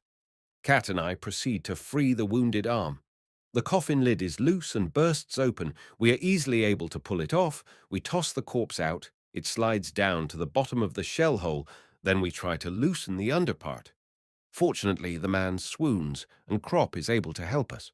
We no longer have to be careful, but work away till the coffin gives with a sigh before the spade that we have dug in under it. It has grown lighter. Cat takes a piece of the lid, places it under the shattered arm, and we wrap all our bandages round it. For the moment, we can do no more. Inside the gas mask, my head booms and roars. It is nigh bursting. My lungs are tight. They breathe always the same hot, used-up air. The veins on my temples are swollen. I feel I am suffocating. A grey light filters through to us. I climb out over the edge of the shell hole. In the dirty twilight lies a leg torn clean off. The boot is quite whole. I take that all in at a glance. Now someone stands up a few yards distant. I polish the windows. In my excitement, they are immediately dimmed again. I peer through them. The man there no longer wears his mask. I wait some seconds. He has not collapsed. He looks around and makes a few paces, rattling in my throat. I tear my mask off too and fall down. The air streams into me like cold water. My eyes are bursting. The wave sweeps over me and extinguishes me. The shelling has ceased. I drag myself to the crater and tell the others. They take off their masks. We lift up the wounded man, one taking his splintered arm, and so we stumble off hastily. The graveyard is a mass of wreckage. Coffins and corpses lie strewn about. They have been killed once again, but each of them that was flung up saved one of us. The hedge is destroyed. The rails of the light railway are torn up and rise stiffly in the air in great arches. Someone lies in front of us. We stop. Krop goes on alone with the wounded man. The man on the ground is a recruit. His hip is covered with blood. He is so exhausted that I feel for my water bottle where I have rum and tea. Cat restrains my hand and stoops over him. "Where's it got you, comrade?" His eyes move. He is too weak to answer. We cut off his trousers carefully. He groans. Gently, gently. It is much better. If he has been hit in the stomach, he oughtn't to drink anything. There's no vomiting. That's a good sign. We lay the hip bare. It is one mass of mincemeat and bone splinters. The joint has been hit. This lad won't walk any more. I wet his temples with a moistened finger and give him a swig. His eyes move again. We see now that the right arm is bleeding as well. Cat spreads out 2 wads of dressing as wide as possible so that they will cover the wound. I look for something to bind loosely round it. We have nothing more, so I slit up the wounded man's trouser leg still farther in order to use a piece of his underpants as a bandage. But he is wearing none. I now look at him closely. He is the fair-headed boy of a little while ago. In the meantime, Cat has taken a bandage from a dead man's pocket, and we carefully bind the wound. I say to the youngster who looks at us fixedly, "We're going for a stretcher now." Then he opens his mouth and whispers, "Stay here." "We'll be back again soon," says Cat. "We are only going to get a stretcher for you." We don't know if he understands. He whimpers like a child and plucks at us. "Don't go away." Cat looks around and whispers, "Shouldn't we just take a revolver and put an end to it?" The youngster will hardly survive the carrying, and at the most he will only last a few days. What he has gone through so far is nothing to what he's in for till he dies. Now he is numb and feels nothing. In an hour he will become one screaming bundle of intolerable pain. Every day that he can live will be a howling torture. And to whom does it matter whether he has them or not? I nod. Yes, Cat, we ought to put him out of his misery. He stands still a moment. He has made up his mind. We look round, but we are no longer alone. A little group is gathering. From the shell holes and trenches appear heads. We get a stretcher. Cat shakes his head. "Such a kid," he repeats it. "Young innocence. Our losses are less than was to be expected. 5 killed and 8 wounded. It was in fact quite a short bombardment. 2 of our dead lie in the upturned graves. We had merely to throw the earth in on them." We go back. We trot off silently in single file, one behind the other. The wounded are taken to the dressing station. The morning is cloudy. The bearers make a fuss about numbers and tickets. The wounded whimper. It begins to rain. An hour later we reach our lorries and climb in. There is more room now than there was. The rain becomes heavier. We take out waterproof sheets and spread them over our heads. The rain rattles down and flows off at the sides in streams. The lorries bump through the holes, and we rock to and fro in a half-sleep. 2 men in the front of the lorry have long forked poles. They watch for telephone wires which hang crosswise over the road so densely that they might easily pull our heads off. The 2 fellows take them at the right moment on their poles and lift them over behind us. We hear their call, "Mind, wire." Dip the knee in a half-sleep and straighten up again. Monotonously the lorries sway, monotonously come the calls, monotonously falls the rain. It falls on our heads and on the heads of the dead up in the line, on the body of the little recruit with the wound that is so much too big for his hip. It falls on Kemmerich's grave. It falls in our hearts. An explosion sounds somewhere. We wince, our eyes become tense. Our hands are ready to vault over the side of the lorry into the ditch by the road. It goes no farther, only the monotonous cry. "Mind, wire." Our knees bend. We are again half asleep. Chapter 6. There are rumors of an offensive. We go up to the front 2 days earlier than usual. On the way, we pass a shelled schoolhouse. Stacked up against its longer side is a high double wall of yellow, unpolished, brand-new coffins. They still smell of fir and pine and the forest. There are at least 100. "That's a good preparation for the offensive," says Müller, astonished. "They're for us," growls Dietering. "Don't talk rot," says Cat to him angrily. "You be thankful if you get so much as a coffin," grins Jaden. "They'll slip you a waterproof sheet for your old Aunt Sally of a carcass." The others jest too, unpleasant jests, but what else can a man do? The coffins are really for us. The organization surpasses itself in that kind of thing. Ahead of us, everything is simmering. The first night, we try to get our bearings. When it is fairly quiet, we can hear the transports behind the enemy lines rolling ceaselessly until dawn. Cat says they do not go back, but are bringing up troops, munitions, and shells. The English artillery has been strengthened that we can detect at once.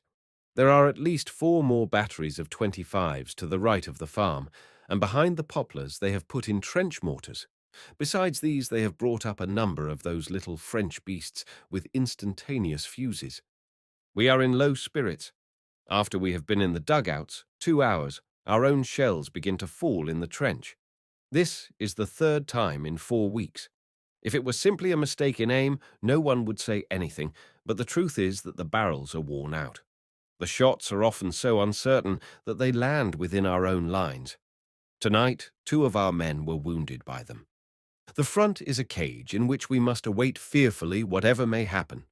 We lie under the network of arching shells and live in a suspense of uncertainty. Over us, chance hovers. If a shot comes, we can duck, that is all. We neither know nor can determine where it will fall. It is this chance that makes us indifferent. A few months ago, I was sitting in a dugout playing scat. After a while, I stood up and went to visit some friends in another dugout. On my return, nothing more was to be seen of the first one. It had been blown to pieces by a direct hit. I went back to the second and arrived just in time to lend a hand digging it out. In the interval, it had been buried.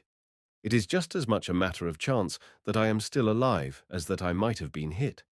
In a bomb-proof dugout, I may be smashed to atoms and in the open may survive 10 hours bombardment unscathed. No soldier outlives 1,000 chances, but every soldier believes in chance and trusts his luck. We must look out for our bread. The rats have become much more numerous lately because the trenches are no longer in good condition. Detering says it is a sure sign of a coming bombardment. The rats here are particularly repulsive. They are so fat, the kind we call corpse rats. They have shocking, evil, naked faces, and it is nauseating to see their long, nude tails. They seem to be mighty hungry. Almost every man has had his bread gnawed. Crop wrapped his in his waterproof sheet and put it under his head, but he cannot sleep because they run over his face to get at it. Detering meant to outwit them. He fastened a thin wire to the roof and suspended his bread from it. During the night, when he switched on his pocket torch, he saw the wire swinging to and fro. On the bread was riding a fat rat. At last we put a stop to it. We cannot afford to throw the bread away, because already we have practically nothing left to eat in the morning, so we carefully cut off the bits of bread that the animals have gnawed. The slices we cut off are heaped together in the middle of the floor. Each man takes out his spade and lies down prepared to strike. Detering, Crop, and Cat hold their pocket lamps ready. After a few minutes we hear the first shuffling and tugging. It grows. Now it is the sound of many little feet. Then the torches switch on, and every man strikes at the heap, which scatters with a rush. The result is good. We toss the bits of rat over the parapet and again lie in wait. Several times we repeat the process. At last the beasts get wise to it, or perhaps they have scented the blood. They return no more. Nevertheless, before morning, the remainder of the bread on the floor has been carried off. In the adjoining sector, they attacked 2 large cats and a dog, bit them to death and devoured them. Next day there is an issue of Edamame cheese. Each man gets almost a quarter of a cheese. In one way that is all to the good, for Edamame is tasty, but in another way it is vile, because the fat red balls have long been a sign of a bad time coming. Our forebodings increase as rum is served out. We drink it, of course, but are not greatly comforted. For days we loaf about and make war on the rats. Ammunition and hand grenades become more plentiful. We even overhaul the bayonets, that is to say, the ones that have a saw on the blunt edge. If the fellows over there catch a man with one of those, he's killed at sight. In the next sector, some of our men were found whose noses were cut off and their eyes poked out with their own saw bayonets. Their mouths and noses were stuffed with sawdust so that they suffocated. Some of the recruits have bayonets of this kind. We take them away and give them the ordinary kind. But the bayonet has practically lost its importance. It is usually the fashion now to charge with bombs and spades only. The sharpened spade is a more handy and many-sided weapon. Not only can it be used for jabbing a man under the chin, but it is much better for striking with because of its greater weight, and if one hits between the neck and shoulder, it easily cleaves as far down as the chest. The bayonet frequently jams on the thrust, and then a man has to kick hard on the other fellow's belly to pull it out again, and in the interval he may easily get one himself. And what's more, the blade often gets broken off. At night they send over gas. We expect the attack to follow and lie with our masks on, ready to tear them off as soon as the first shadow appears. Dawn approaches without anything happening, only the everlasting nerve-wracking roll behind the enemy lines. Trains, trains, lorries, lorries. But what are they concentrating? Our artillery fires on it continually, but still it does not cease. We have tired faces and avoid each other's eyes. It will be like the Somme, says Kat gloomily. There we were shelled steadily for 7 days and nights. Kat has lost all his fun since we have been here, which is bad, for Kat is an old front hog and can smell what is coming. Only Tejaden seems pleased with the good rations and the rum. He thinks we might even go back to rest without anything happening at all. It almost looks like it. Day after day passes. At night I squat in the listening post. Above me the rockets and parachute lights shoot up and float down again. I am cautious and tense. My heart thumps. My eyes turn again and again to the luminous dial of my watch. The hands will not budge. Sleep hangs on my eyelids. I work my toes in my boots in order to keep awake. Nothing happens till I am relieved. Only the everlasting rolling over there. Gradually we grow calmer and play scat and poker continually. Perhaps we will be lucky. All day the sky is hung with observation balloons. There is a rumor that the enemy are going to put tanks over and use low-flying planes for the attack. But that interests us less than what we hear of the new flamethrowers. We wake up in the middle of the night. The earth booms. Heavy fire is falling on us. We crouch into corners. We distinguish shells of every caliber. Each man lays hold of his things and looks again every minute to reassure himself that they are still there. The dugout heaves, the night roars and flashes.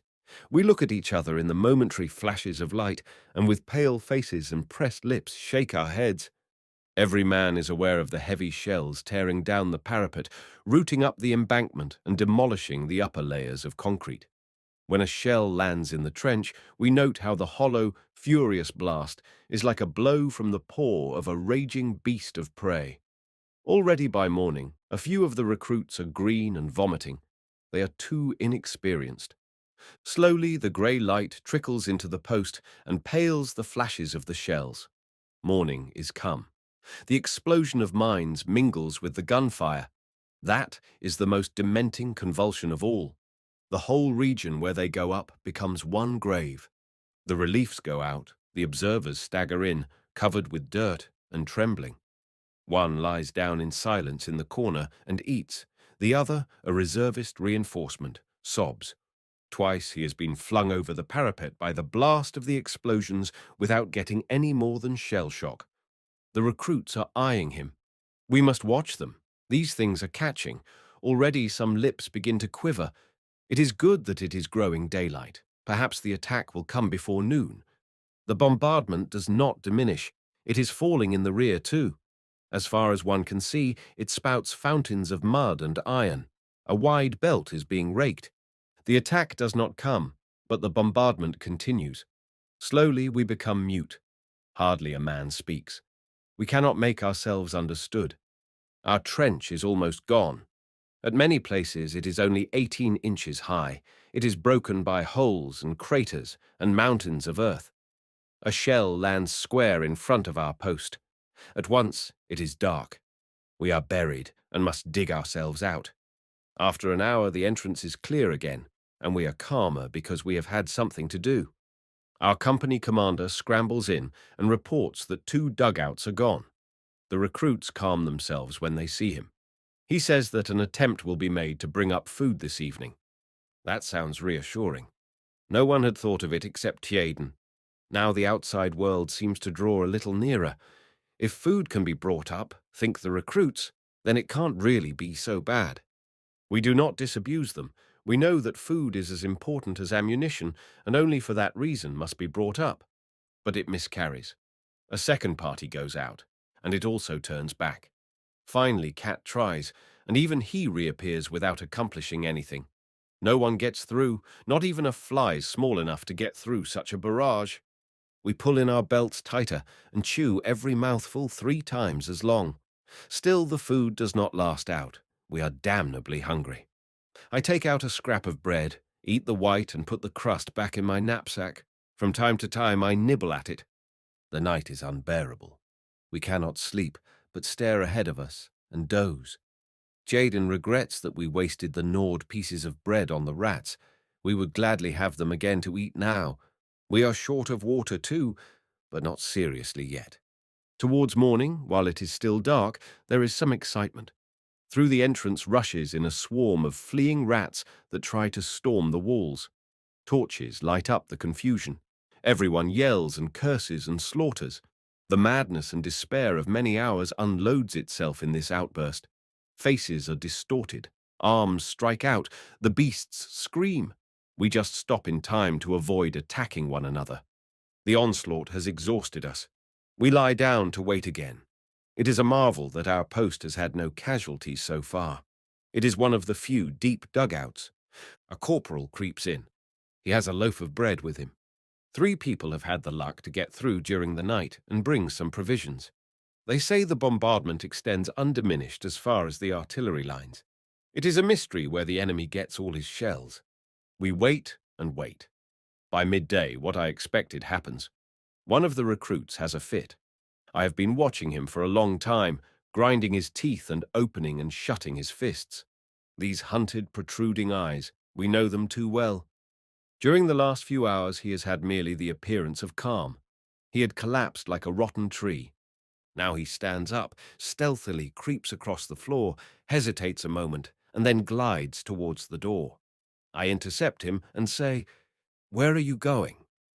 "I'll be back in a minute," says he, and tries to push past me. "Wait a bit. The shelling will stop soon." He listens, and for a moment his eye becomes clear. Then again he has the glowering eyes of a mad dog. He is silent. He shoves me aside. "1 minute, lad," I say. Cat notices. Just as the recruit shakes me off, Cat jumps in and we hold him. Then he begins to rave. "Leave me alone. Let me go out. I will go out." He won't listen to anything and hits out. His mouth is wet and pours out words, half-choked, meaningless words. It is a case of claustrophobia. He feels as though he is suffocating here and wants to get out at any price. If we let him go, he would run about everywhere regardless of cover. He is not the first. Though he raves and his eyes roll, it can't be helped. We have to give him a hiding to bring him to his senses. We do it quickly and mercilessly, and at last he sits down quietly. The others have turned pale. Let's hope it deters them. This bombardment is too much for the poor devils. They have been sent straight from a recruiting depot into a barrage that is enough to turn an old soldier's hair grey. After this affair, the sticky, close atmosphere works more than ever on our nerves. We sit as if in our graves, waiting only to be closed in. Suddenly, it howls and flashes terrifically. The dugout cracks in all its joints under a direct hit, fortunately only a light one that the concrete blocks are able to withstand. It rings metallically. The walls reel. Rifles, helmets, earth, mud, and dust fly everywhere. Sulphur fumes pour in. If we were in one of those light dugouts that they have been building lately instead of this deep one, not one of us would now be alive. But the effect is bad enough even so. The recruit starts to rave again, and 2 others follow suit. One jumps up and rushes out. We have trouble with the other two. I start after the one who escapes and wonder whether to shoot him in the leg. Then it shrieks again. I fling myself down, and when I stand up, the wall of the trench is plastered with smoking splinters, lumps of flesh, and bits of uniform. I scramble back. The first recruit seems actually to have gone insane. He butts his head against the wall like a goat. We must try tonight to take him to the rear. Meanwhile, we bind him, but in such a way that in case of attack, he can be released at once. Cat suggests a game of scat. It is easier when a man has something to do, but it is no use. We listen for every explosion that comes close, miscount the tricks, and fail to follow suit. We have to give it up. We sit as though in a hissing boiler that is being belaboured from without on all sides. Night again. We are deadened by the strain, a deadly tension that scrapes along one's spine like a gapped knife. Our legs refuse to move, our hands tremble, our bodies are a thin skin stretched painfully over repressed madness, over an almost irresistible, bursting roar. We have neither flesh nor muscles any longer. We dare not look at one another for fear of some incalculable thing. So we shut our teeth. It will end. It will end. Perhaps we will come through. Suddenly, the nearer explosions cease. The shelling continues, but it has lifted and falls behind us. Our trench is free. We seize the hand grenades, pitch them out in front of the dugout, and jump after them. The bombardment has stopped, and a heavy barrage now falls behind us. The attack has come. No one would believe that in this howling waste there could still be men, but steel helmets now appear on all sides out of the trench, and 50 yards from us a machine gun is already in position and barking. The wire entanglements are torn to pieces, yet they offer some obstacle. We see the storm troops coming. Our artillery opens fire. Machine guns rattle. Rifles crack. The charge works its way across. High and Crop begin with the hand grenades. They throw as fast as they can. Others pass them. The handles with the strings already pulled. Hay throws 75 yards. Crop 60. It has been measured. The distance is important. The enemy as they run cannot do much before they are within 40 yards. We recognize the distorted faces, the smooth helmets.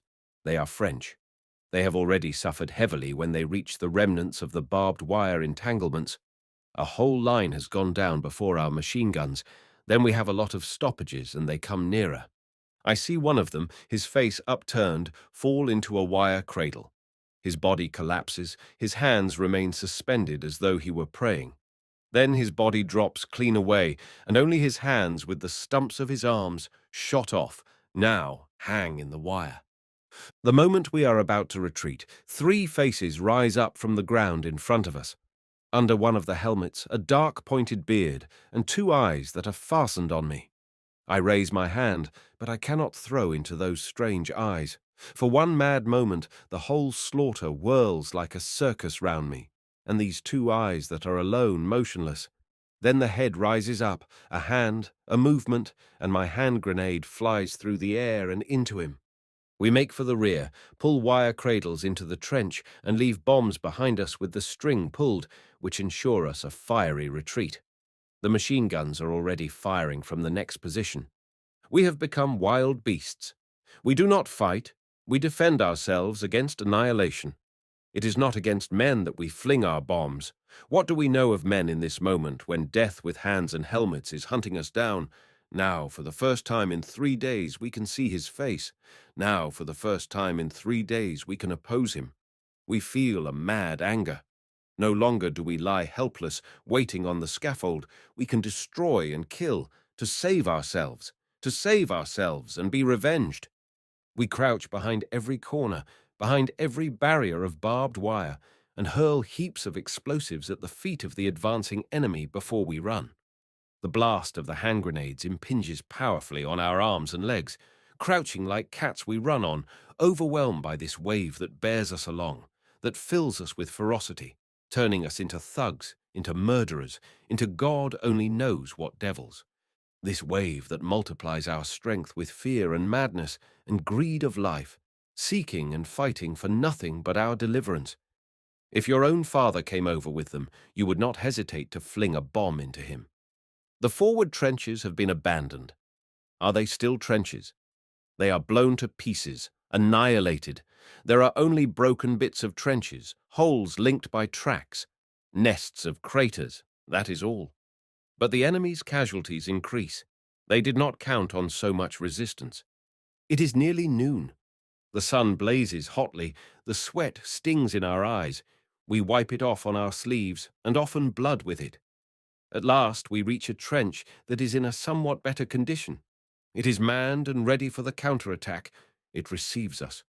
Our guns open up in full blast and cut off the enemy attack. The lines behind us stop. They can advance no farther. The attack is crushed by our artillery. We watch. The fire lifts 100 yards and we break forward. Beside me, a lance corporal has his head torn off. He runs a few steps more while the blood spouts from his neck like a fountain. It does not come quite to hand fighting. They are driven back. We arrive once again at our shattered trench and pass on beyond it. Oh, this turning back again! We reach the shelter of the reserves and yearn to creep in and disappear. But instead, we must turn round and plunge again into the horror. If we were not automata at that moment, we would continue lying there, exhausted and without will. But we are swept forward again, powerless, madly savage and raging. We will kill, for they are still our mortal enemies. Their rifles and bombs are aimed against us, and if we don't destroy them, they will destroy us. The brown earth, the torn, blasted earth, with a greasy shine under the sun's rays. The earth is the background of this restless, gloomy world of automatons. Our gasping is the scratching of a quill. Our lips are dry. Our heads are debauched with stupor. Thus we stagger forward, and into our pierced and shattered souls bores the torturing image of the brown earth with the greasy sun and the convulsed and dead soldiers who lie there, it can't be helped, who cry and clutch at our legs as we spring away over them. We have lost all feeling for one another. We can hardly control ourselves when our hunted glance lights on the form of some other man. We are insensible, dead men who through some trick, some dreadful magic, are still able to run and to kill. A young Frenchman lags behind. He is overtaken. He puts up his hands. In one he still holds his revolver. Does he mean to shoot or to give himself up? A blow from a spade cleaves through his face. A second sees it and tries to run farther. A bayonet jabs into his back. He leaps in the air, his arms thrown wide, his mouth wide open, yelling. He staggers. In his back, the bayonet quivers. A third throws away his rifle, cowers down with his hands before his eyes. He is left behind with a few other prisoners to carry off the wounded. Suddenly, in the pursuit, we reach the enemy line. We are so close on the heels of our retreating enemies that we reach it almost at the same time as they. In this way, we suffer few casualties. A machine gun barks, but is silenced with a bomb. Nevertheless, the couple of seconds has sufficed to give us 5 stomach wounds. With the butt of his rifle, Cat smashes to pulp the face of one of the unwounded machine gunners. We bayonet the others before they have time to get out their bombs. Then thirstily we drink the water they have for cooling the gun. Everywhere wire cutters are snapping, planks are thrown across the entanglements. We jump through the narrow entrances into the trenches. Hay strikes his spade into the neck of a gigantic Frenchman and throws the first hand grenade. We duck behind a breastwork for a few seconds, then the whole section of trench before us is empty. The next throw whizzes obliquely over the corner and clears a passage. As we run past, we toss handfuls down into the dugouts. The earth shudders. It crashes, dully and stifled. We stumble over slippery lumps of flesh, over yielding bodies. I fall into an open belly on which lies a clean new officer's cap. The fight ceases. We lose touch with the enemy. We cannot stay here long, but must retire under cover of our artillery to our own position. No sooner do we know this than we dive into the nearest dugouts and with the utmost haste seize on whatever provisions we can see, especially the tins of corned beef and butter, before we clear out. We get back pretty well. There has been no further attack by the enemy. We lie for an hour panting and resting before anyone speaks. We are so completely played out that in spite of our great hunger, we do not think of the provisions. Then gradually we become something like men again. The corned beef over there is famous along the whole front. Occasionally, it has been the chief reason for a flying raid on our part, for our nourishment is generally very bad. We have a constant hunger. We bagged 5 tins altogether. The fellows over there are well looked after. It seems a luxury to us with our hunger pangs, our turnip jam, and meat so scarce that we simply grab at it. Hay has scored a thin loaf of white French bread and stuck it in behind his belt like a spade.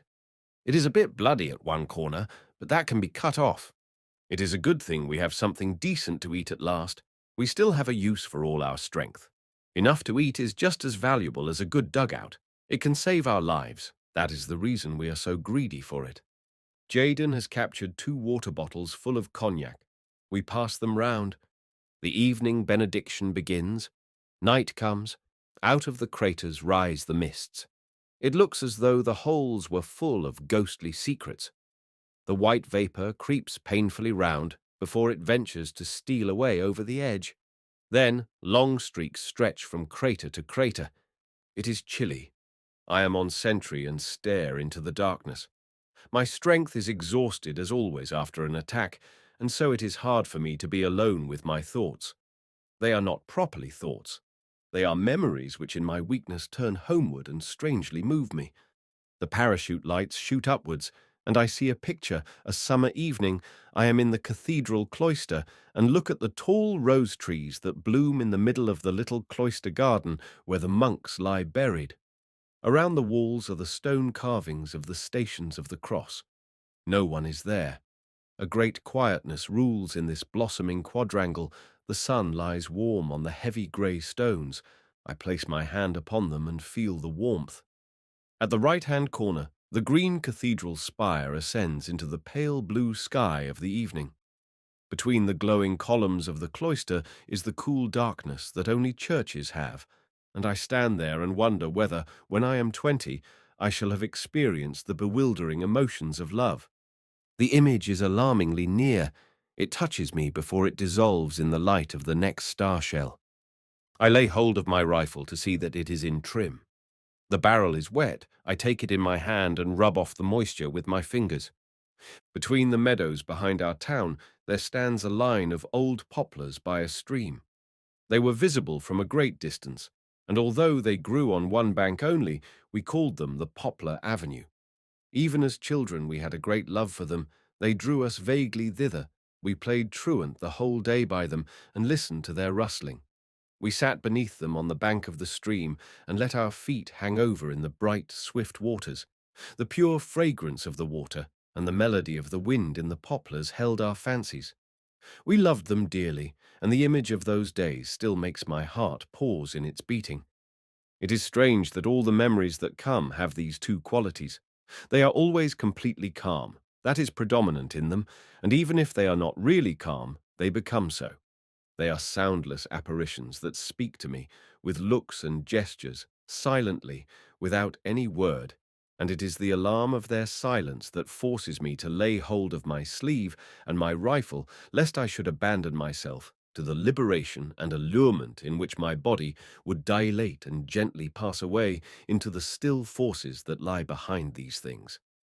They are quiet in this way, because quietness is so unattainable for us now.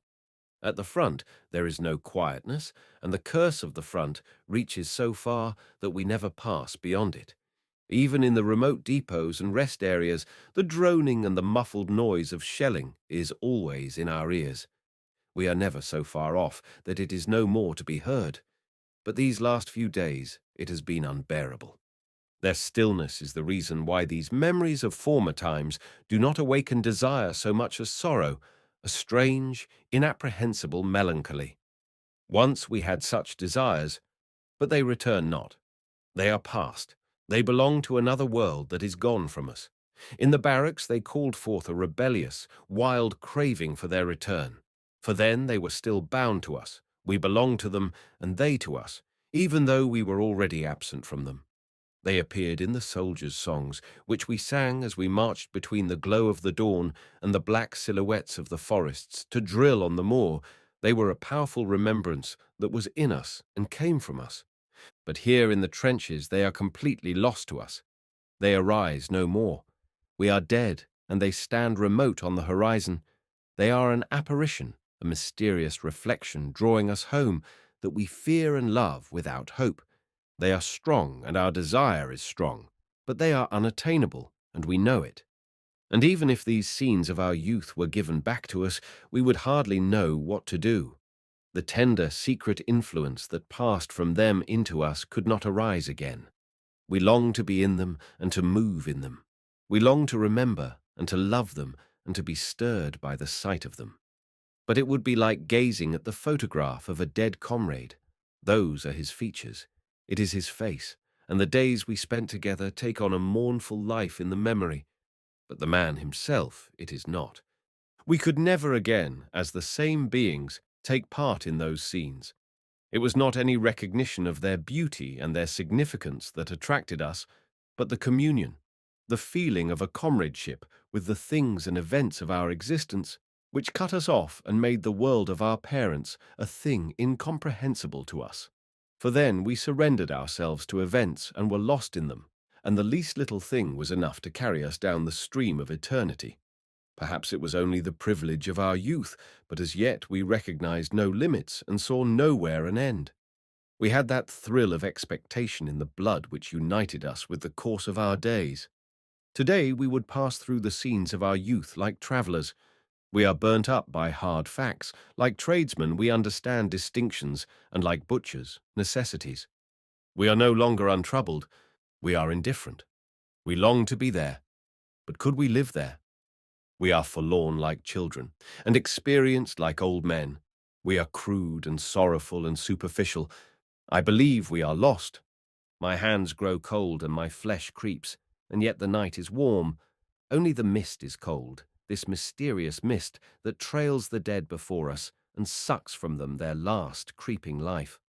By morning they will be pale and green, and their blood congealed and black. Still, the parachute rockets shoot up and cast their pitiless light over the stony landscape, which is full of craters and frozen lights like a moon. The blood beneath my skin brings fear and restlessness into my thoughts. They become feeble and tremble. They desire warmth and life. They cannot endure without sympathy and communion. They are disordered before the naked picture of despair. I hear the rattle of the mess tins and immediately feel a strong desire for warm food. It would do me good and comfort me. Painfully, I force myself to wait until I am relieved. Then I go into the dugout and find a mug of barley. It is cooked in fat and tastes good. I eat it slowly. I remain quiet, though the others are in a better mood, for the shelling has died down. The days go by and the incredible hours follow one another as a matter of course. Attacks alternate with counterattacks, and slowly the dead pile up in the field of craters between the trenches. We are able to bring in most of the wounded that do not lie too far off, but many have long to wait and we listen to them dying. For one of them we search 2 days in vain. He must be lying on his belly and unable to turn over. Otherwise it is hard to understand why we cannot find him, for it is only when a man has his mouth close to the ground that it is impossible to gauge the direction of his cry. He must have been badly hit, one of those nasty wounds, neither so severe that they exhaust the body at once, and a man dreams on in a half-swoon, nor so light that a man endures the pain in the hope of becoming well again. Cat thinks he has either a broken pelvis or a shot through the spine. His chest cannot have been injured, otherwise he would not have such strength to cry out. And if it were any other kind of wound, it would be possible to see him moving.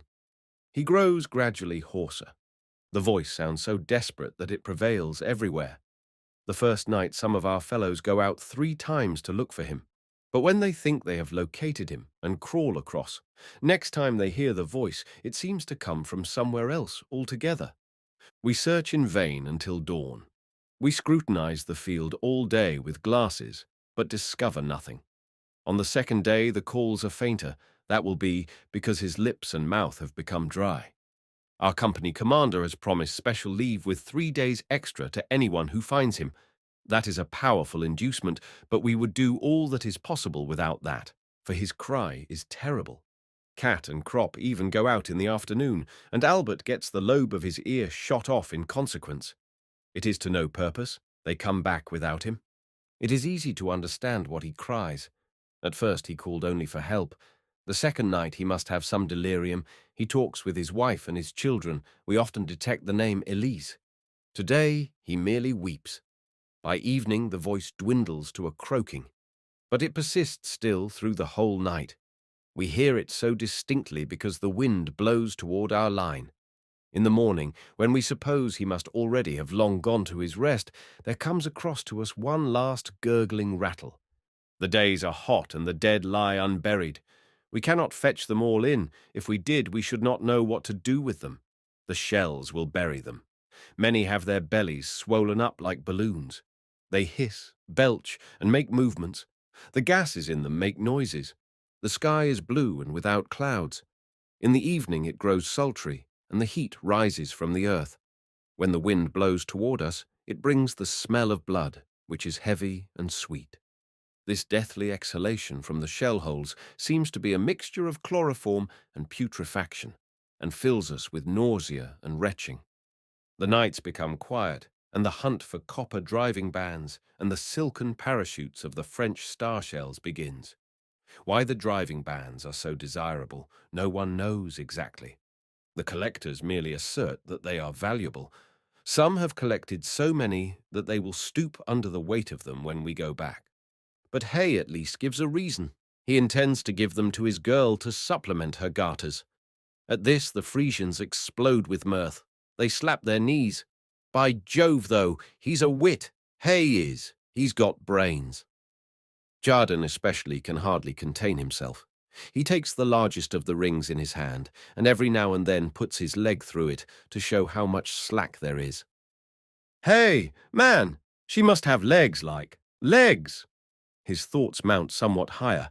And a behind, too, she must have, like an elephant. He cannot get over it. I wish I could play hot hand with her once. My hat. Hay beams, proud that his girl should receive so much appreciation. She's a nice bit, he says with self-satisfaction. The parachutes are turned to more practical uses. According to the size of the bust, 3 or perhaps 4 will make a blouse. Crop and I use them as handkerchiefs. The others send them home. If the women could see at what risk these bits of rag are often obtained, they would be horrified.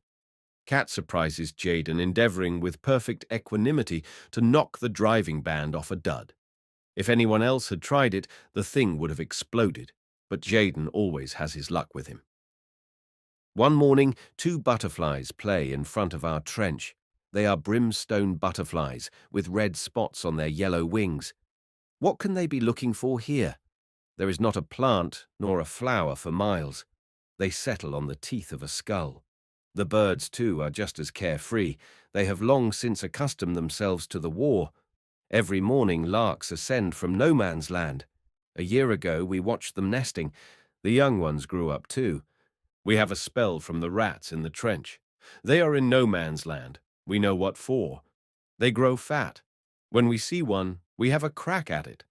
At night, we hear again the rolling behind the enemy lines. All day we have only the normal shelling, so that we are able to repair the trenches. There is always plenty of amusement. The airmen see to that. There are countless fights for us to watch every day. Battle planes don't trouble us, but the observation planes we hate like the plague. They put the artillery onto us. A couple of minutes after they appear, shrapnel and high explosives begin to drop on us. We lose 11 men in one day that way, and 5 of them stretcher-bearers.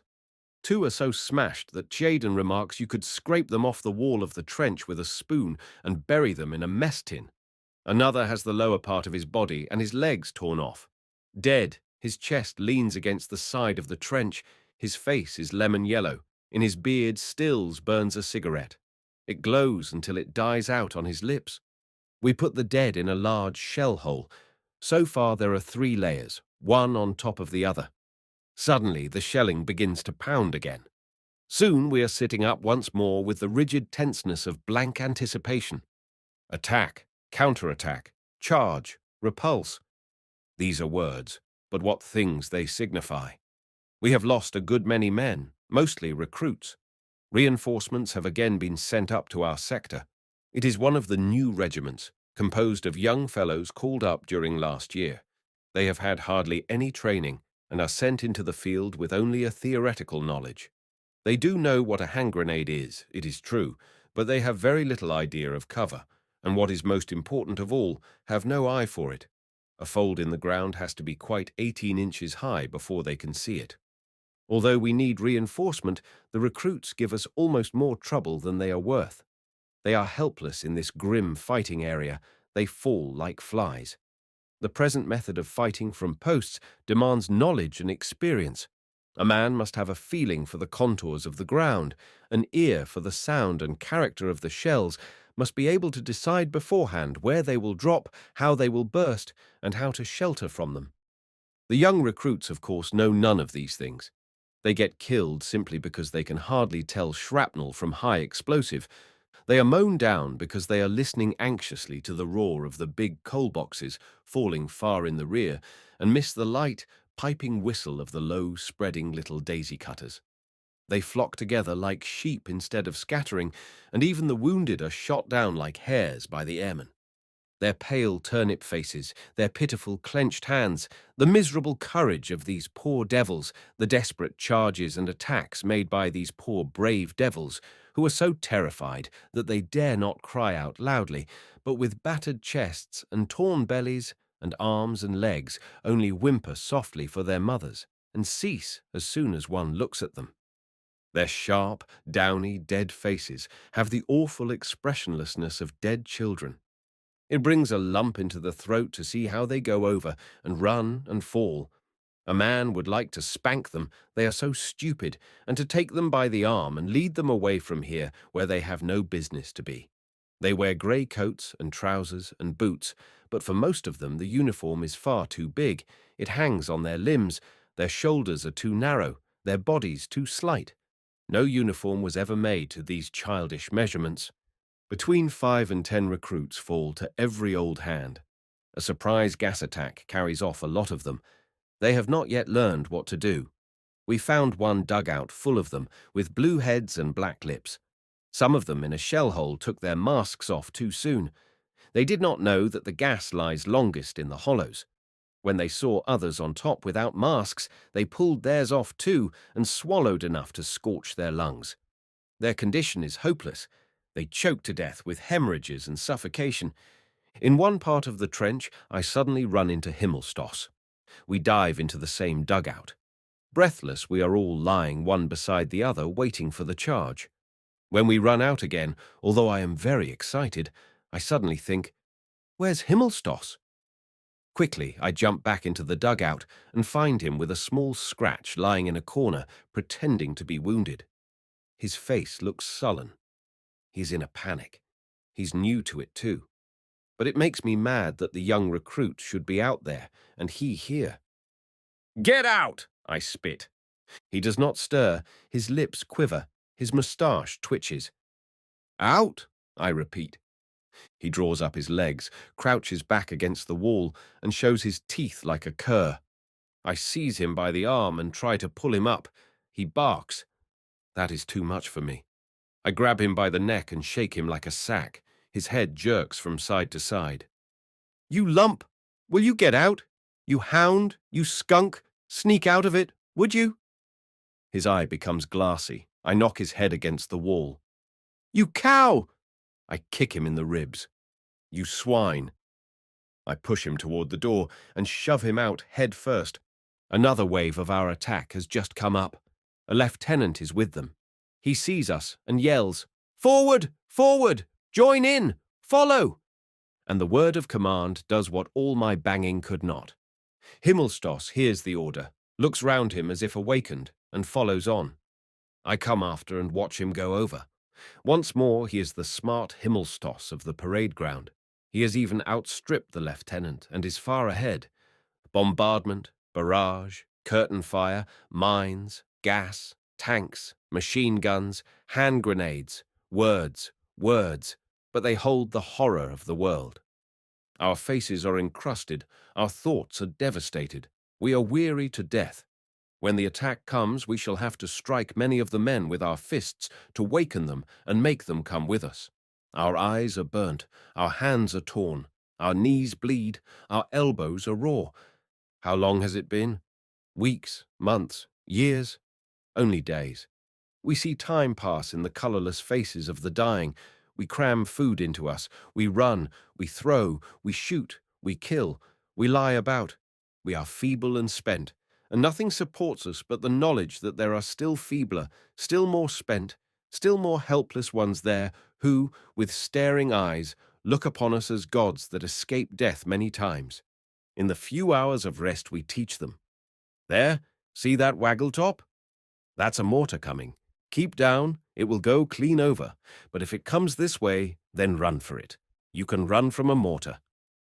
We sharpen their ears to the malicious, hardly audible buzz of the smaller shells that are not so easily distinguished. They must pick them out from the general din by their insect-like hum.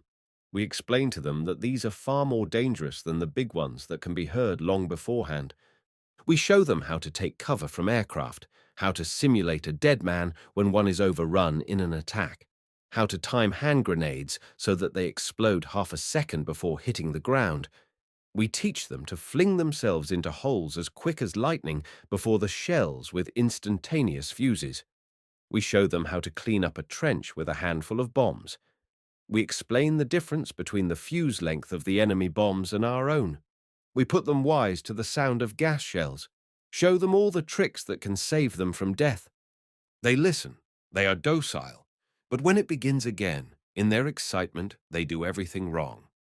Hay Westhus drags off with a great wound in his back through which the lung pulses at every breath. I can only press his hand.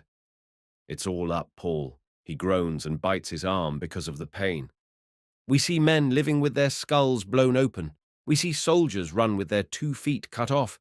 They stagger on their splintered stumps into the next shell hole. A lance corporal crawls 1.5 miles on his hands, dragging his smashed knee after him. Another goes to the dressing station, and over his clasped hands bulge his intestines. We see men without mouths, without jaws, without faces. We find one man who has held the artery of his arm in his teeth for 2 hours in order not to bleed to death. The sun goes down, night comes, the shells whine, life is at an end. Still the little piece of convulsed earth in which we lie is held. We have yielded no more than a few hundred yards of it as a prize to the enemy, but on every yard there lies a dead man. We have been relieved. The wheels roll beneath us. We stand dully, and when the call, mind wire, comes, we bend our knees. It was summer when we came up. The trees were still green. Now it is autumn, and the night is grey and wet. The lorries stop. We climb out. A confused heap, a remnant of many names. On either side stand people, dark, calling out the numbers of the regiments, the companies. And at each call, a little group separates itself off.